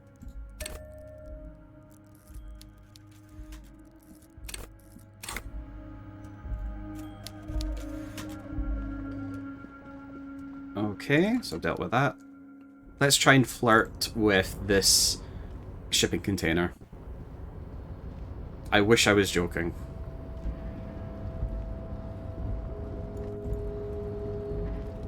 You're back before the cargo container. Its drawer has not lessened since you were last here. If anything, it seems to have grown slightly. Persuade the door to open. Why Dang. are you even trying to open a door with rhetoric? Because getting physical wasn't an option. Because what wasn't an option? Using my body over my wits. Now is not the time to get philosophical, detective. You can Dang. do that after hours.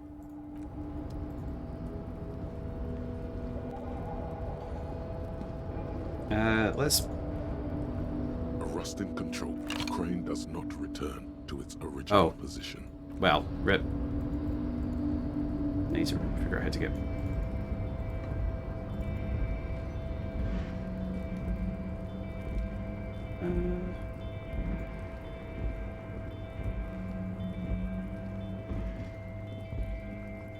Can I go this way?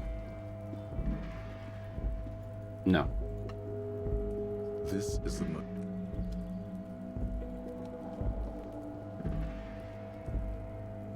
Okay, nothing for me to interact with, I don't think. I'd love to get down there. That doesn't seem to be an option. Let's talk to... let's not talk to the big guy. Let's talk to the other big guy.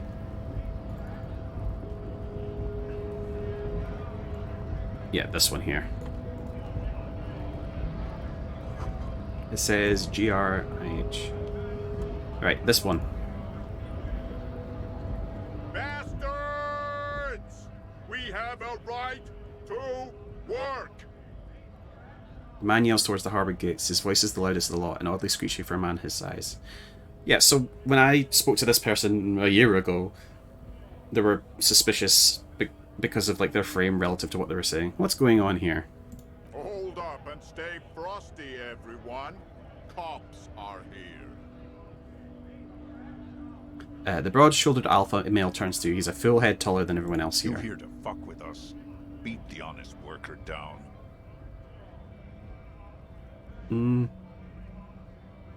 Why should I? We're here to fight for a cause. Stripes usually have problems with people who have causes. Okay, then I'm thinking no. Good. We're fighting for a cause here. Right to... Besides, we're not that different. It helps if people see us talking, cops and strikebreakers together. Shows authorities are on our side. Builds confidence. Regardless, I have some questions for you. You should ask them the questions. I already did. Why we're not allowed to make a living here. Shame on you! We have families to feed, you piece of shit. So do we, Scab. Who are all these strikebreakers? Honest men and women with rights to work, to be useful, not toys for corporate interests. A man runs a hand through his steadily graying military We haircut. came here to help the harbor run smoothly in time of crisis. If union fucks don't want work, they ought to let in those who do want work. I have a question. Why do all these men follow your leadership?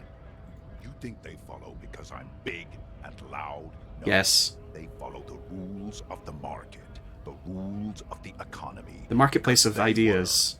Given a job to do! What's exactly your goal We here? were promised work.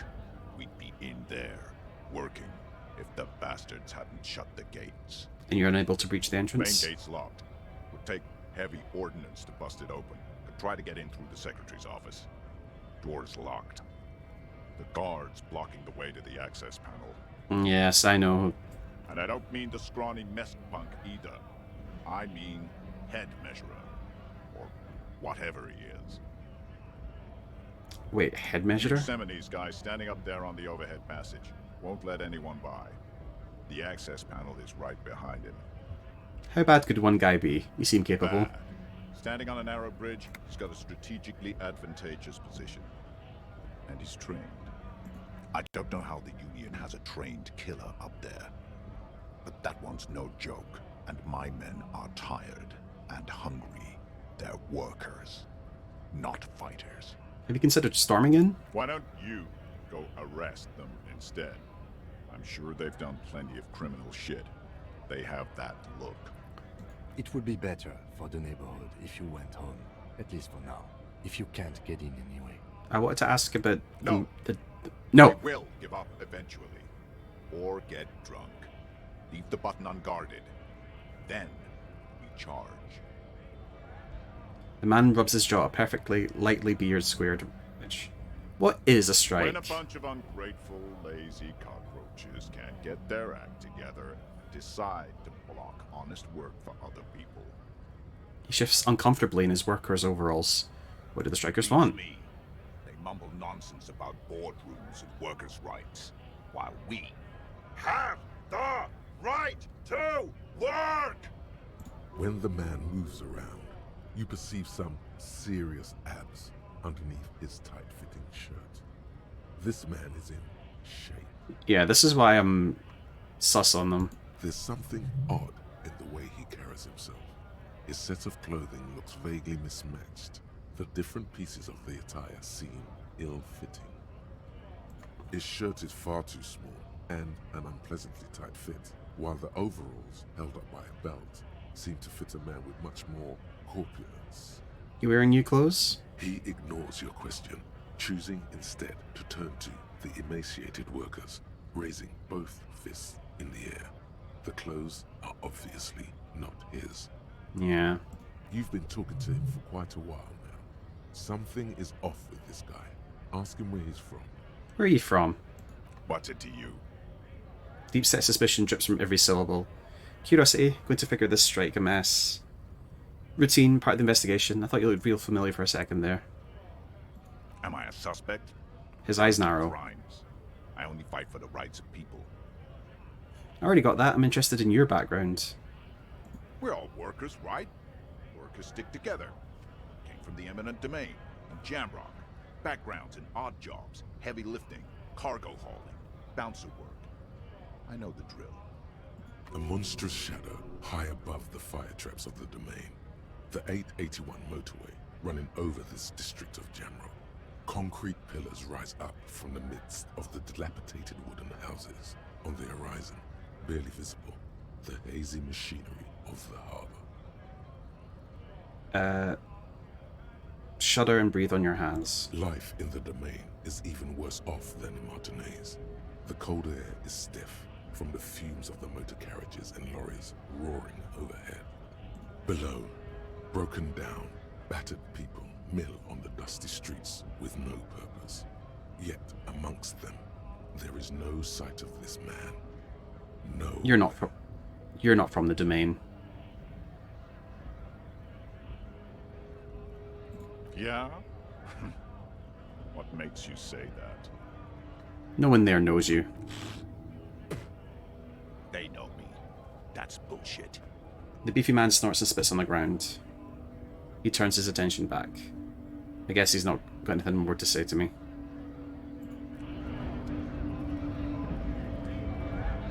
Alright.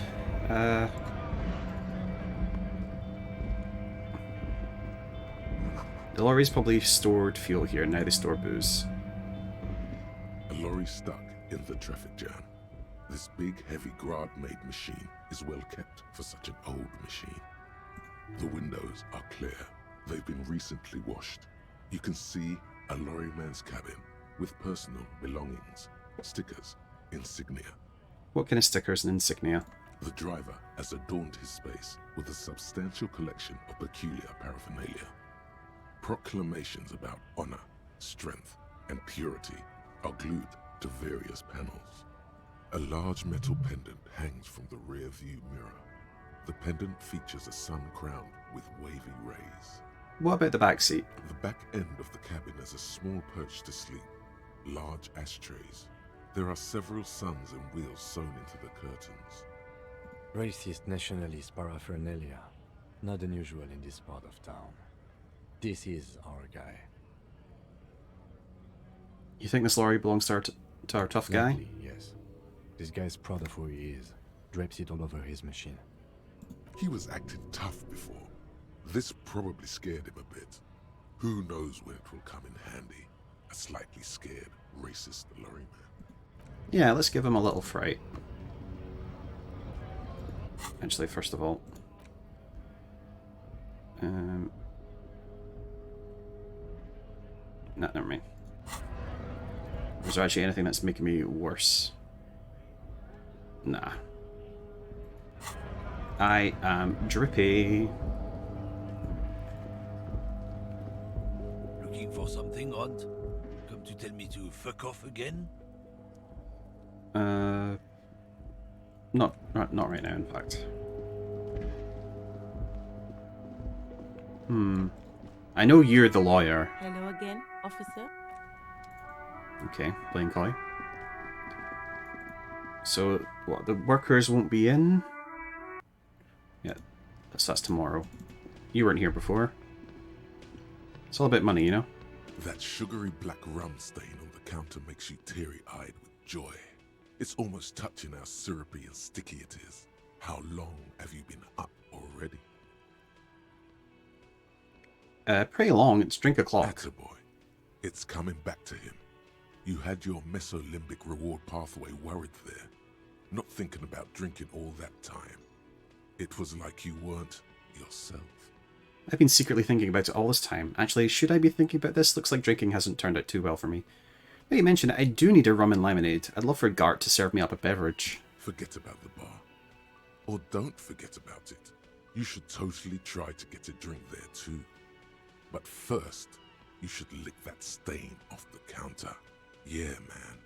Let's get wild. Lick it. Right. Poll time. Lick it or lick it but only a little? We're definitely licking it.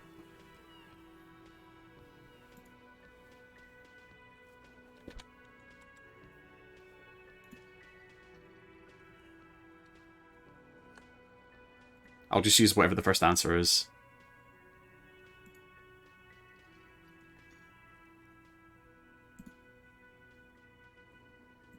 Dun dun dun dun dun dun dun dun dun dun dun. Okay, I will just. You know what? We're gonna lick it 100%. Calmly, the lieutenant looks out of the window, then to you, licking the tasty rum stain off the counter, then out of the window again. What are you doing? My best. He asks without turning his eyes from the street outside. Investigating. I'm an alcoholic. I need to get my hit. I'm sorry, I drifted off into my own thoughts, and now this happened. Investigating. We should move. A real drink would go well with those cigarettes you're looking for. That's a great combination. So you don't want to talk, yep. You got anything new for me? Can I help you? I need a drink. Can you pour me one? Do I have a shaker in my hand? Is this a shaker? Say nothing. Am I wearing a little bow tie? Am I wearing a bow tie and doing this? He shakes the imaginary shaker furiously. Am I smiling? Do you see me smiling and shaking my little shaker? No. Do you know why? Why? Because I'm not a bartender. I'm a cafeteria manager. Is there anything else you wanted? Yes, a drink. What you want is a goddamn drink. How is that so hard to understand? I don't understand the seriousness of the situation. I'm an alcoholic. Please make an exception. I got the shakes bad man. I need my pacifier. I want a fucking drink, asshole. Well, you're not getting it, asshole. This is a thoughtful exchange. But can we move on, please? Man.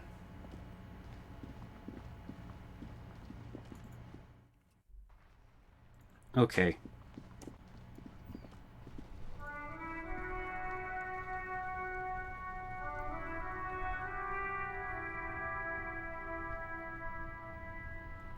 Wow, wow, wow.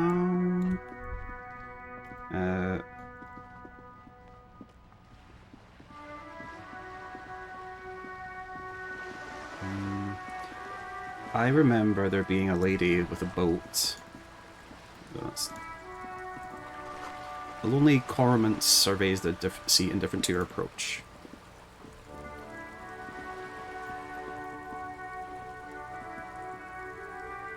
The belly of the ship shines like it was recently painted. Rue de Saint-Ghislain, roundabout north. Capeside Apartments. Yeah, you better keep walking. I mean, what is it that I'm looking at? Hold on. Will that let me see better? Okay, what if I used... Look at me when I'm talking to you. I'm not talking to you! There we go. Signal blue naval coat. Alright, tell me about this coat. This classic double-breasted coat suits everyone, including you, and if you ever find yourself batting winds at the helm of a ship, and the coat's heavy fabric has got your back, even if moths have left a few holes in it. Up here, piggo. I'm not going to respond to you.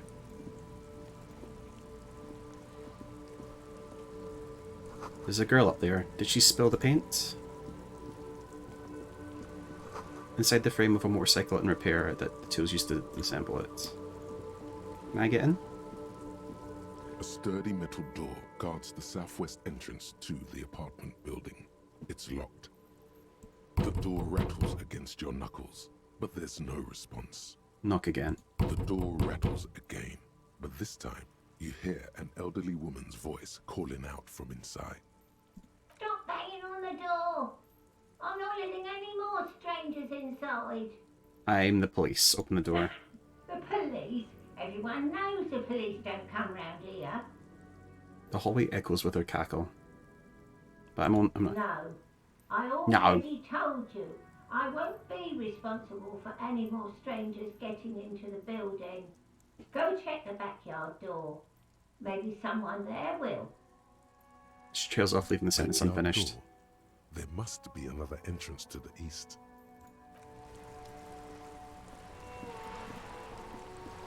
Looks like there was more construction here once decades ago.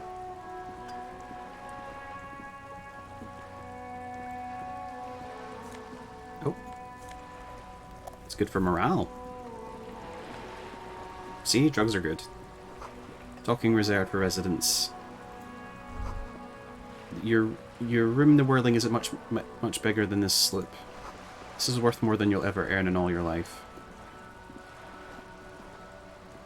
A striking woman leans against the cabin top of her sailing boat, smiling as you approach. Her green raincoat glistens with droplets. A silk scarf is tied around her throat. Good afternoon, officers. I'm Joyce. She extends her hands in greeting. Joyce L. Messier. I represent the board of Wild Pines, the owners of the harbour. You gentlemen must be from the RCM.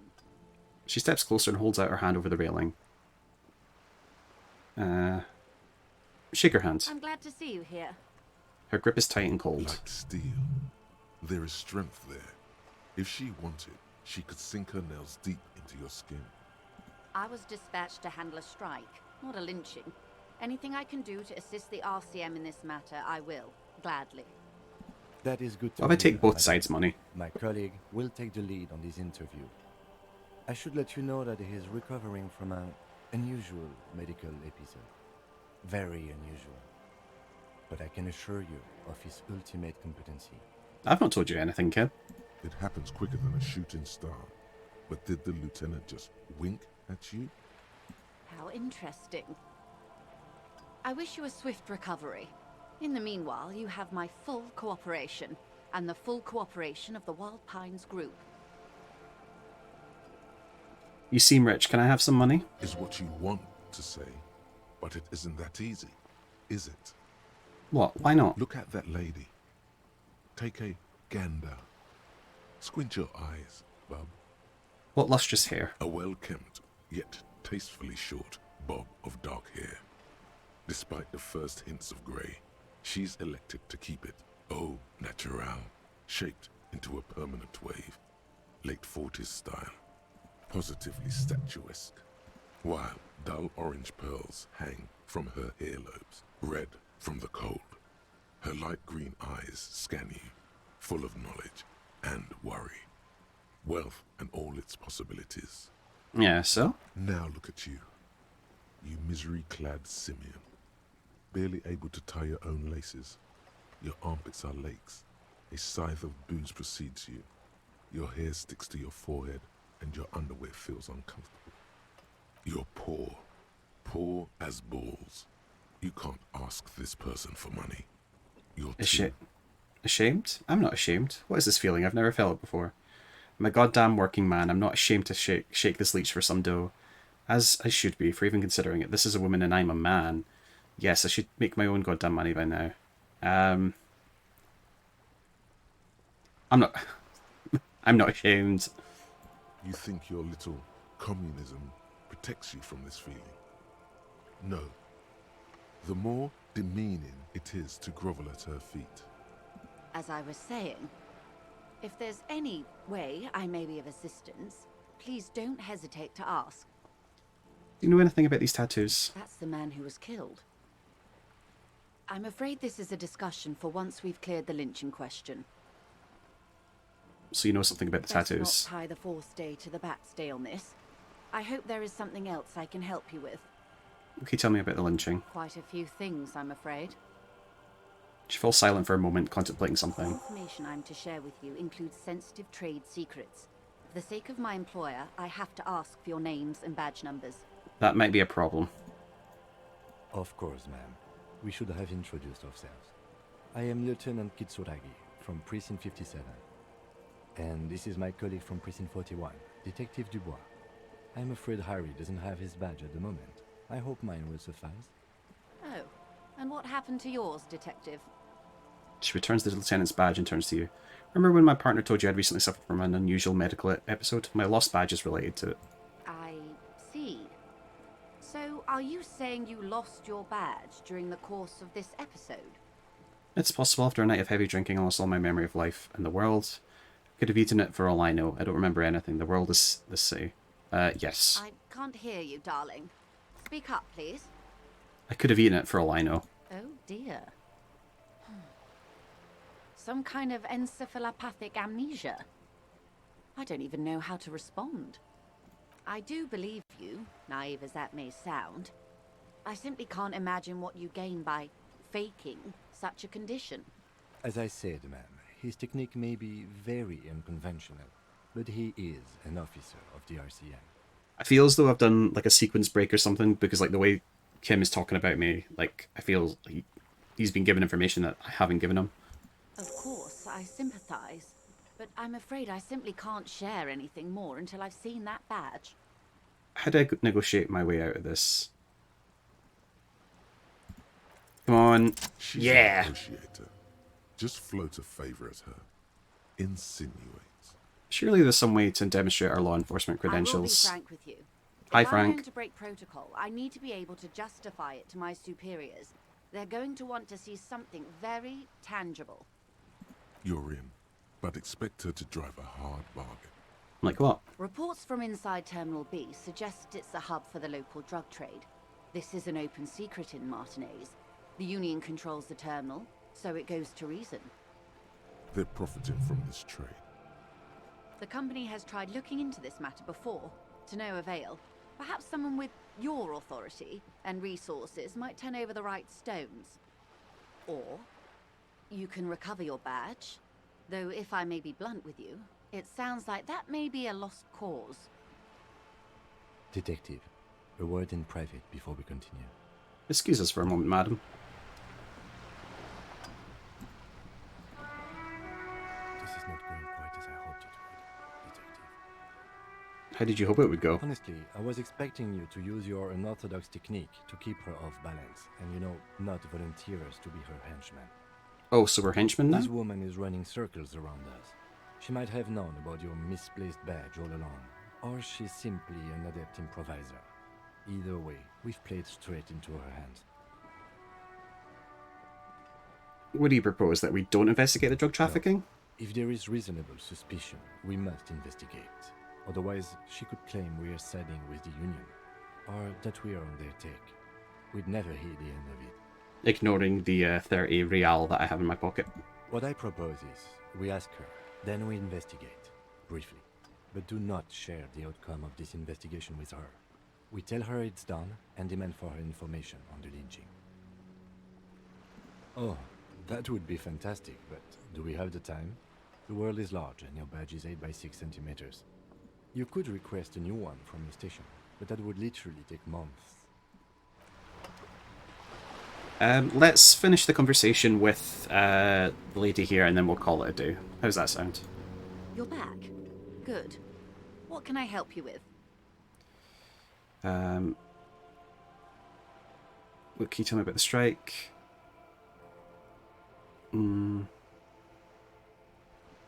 It's quite straightforward. Someone is using Terminal B to smuggle raw ingredients from the Samar and Isola into Revachol with the Union's blessing. Wild Pines has suspected it for years. Ingredients for what, ma'am? Meth and dextroamphetamine, GBL, and various synthetic psychedelics. Honestly, it might be quicker to say what you can't make from the stuff. Shit, yeah, baby. It's the party pipeline. Why would you want to shut that down? And you want us to investigate? Yes, but you won't get anything out of Evrat and the Dock Workers Union. Still, every chain has its weak link. What do you mean? The lorries. Someone needs to move the ingredients from the harbour into the city. Once they reach Jamrock, they're distributed to a network of local manufacturers well beyond our grasp. But in transit, they are vulnerable. Perhaps you've noticed that a number of lorries are tangled in a traffic jam at the roundabout just now. Interview the drivers who are still hanging about. One of them might be waiting for a crucial shipment. She gives you a knowing look. Her irises are light green, like the river Esperance in bright daylight, upstream where it's clearer. I'll be explicit. If you find this driver, I will share company secrets with you. It's no coincidence the lawyers are stranded like that, is it? No. We asked East Motor Track to raise the drawbridge. The road company is a partner of one of our subsidiaries. However, She pauses, looking to the sea. this is a limited time opportunity. Once the complaint has been processed by the Trade Committee, they'll have no choice but to lower the drawbridge, and the operation will continue. Thousands of litres of raw ingredients will pour onto the streets of Revachol. Not the east across the river, but the west. The vulnerable, the weary. Cold breath rushes in from the bay, making its way down the alleyways and potholed streets. From Martinez to Jamrock, in the traffic you hear the clinking of glass vials, concealed beneath tarpaulin. Or is it just your teeth chattering in the cold? Fucking misery. A lot of it. It comes in from large Samaran factories in South Safre, Sigai, and Sinyao. The literage they must get from this terminal alone must be oceanic. Well, at least this solves one mystery. What is that, Lieutenant? Why I had to call East Motor Track and beg them to open a drawbridge for me. I'd wondered since I first drove in, on my motor carriage. I am sorry for the inconvenience, Lieutenant Kisaragi, but we need them trapped here. This is a unique opportunity. I'm sure you understand. Alright, I've made my mind up. Yes? We will take the case. Excellent. She takes a long sip of To my tea. reports, there are at least 3 lorry drivers lingering near the roundabout. Hopefully one of them will know something. It may come to nothing, or it may just blow the case wide open. I can keep the drawbridge up for a few more days at least. You should have the time you need. In the meantime, let me know if there's any other way I may be of assistance. I think that'll be us. Of course, Detective. Take care. Alright. So, as I said, we'll call it there. Wait, why can't I save? Why are these faded out? Is it 'cause do I need to go home? Hold on, I've got a point to spend. So I can keep on leveling these up.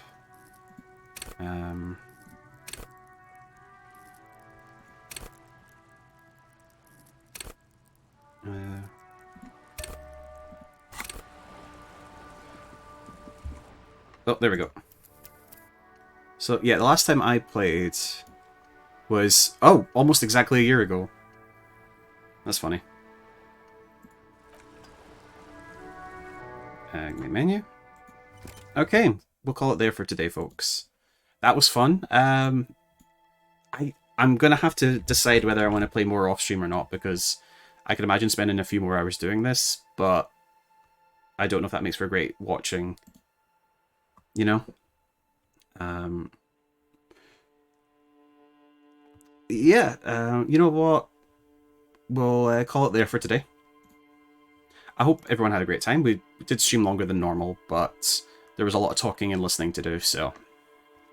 I need to start working on a stream schedule, but there was kind of a roadblock today of didn't know what to play, and also not very good at the art, and trying to make a stream schedule out of nothing's a bit of an annoyance. But yeah, we'll be streaming again tomorrow. Depending on Lauren's schedule, we might actually be able to play something together for Valentine's Day, which I think would be very nice, but I'll need to confer with her again to see if she's up for that. Hope everyone has a lovely evening, and yeah, next week, actually, it won't really affect next week, will it? No, it does. Next week, I'll be down in London for a bit, so Wednesday, Friday, next week I won't be able to stream, but I'll be back the following week. But yes, so I'll see you all tomorrow, and I only have one more thing to say. Good and yeah. So, until then, see you later.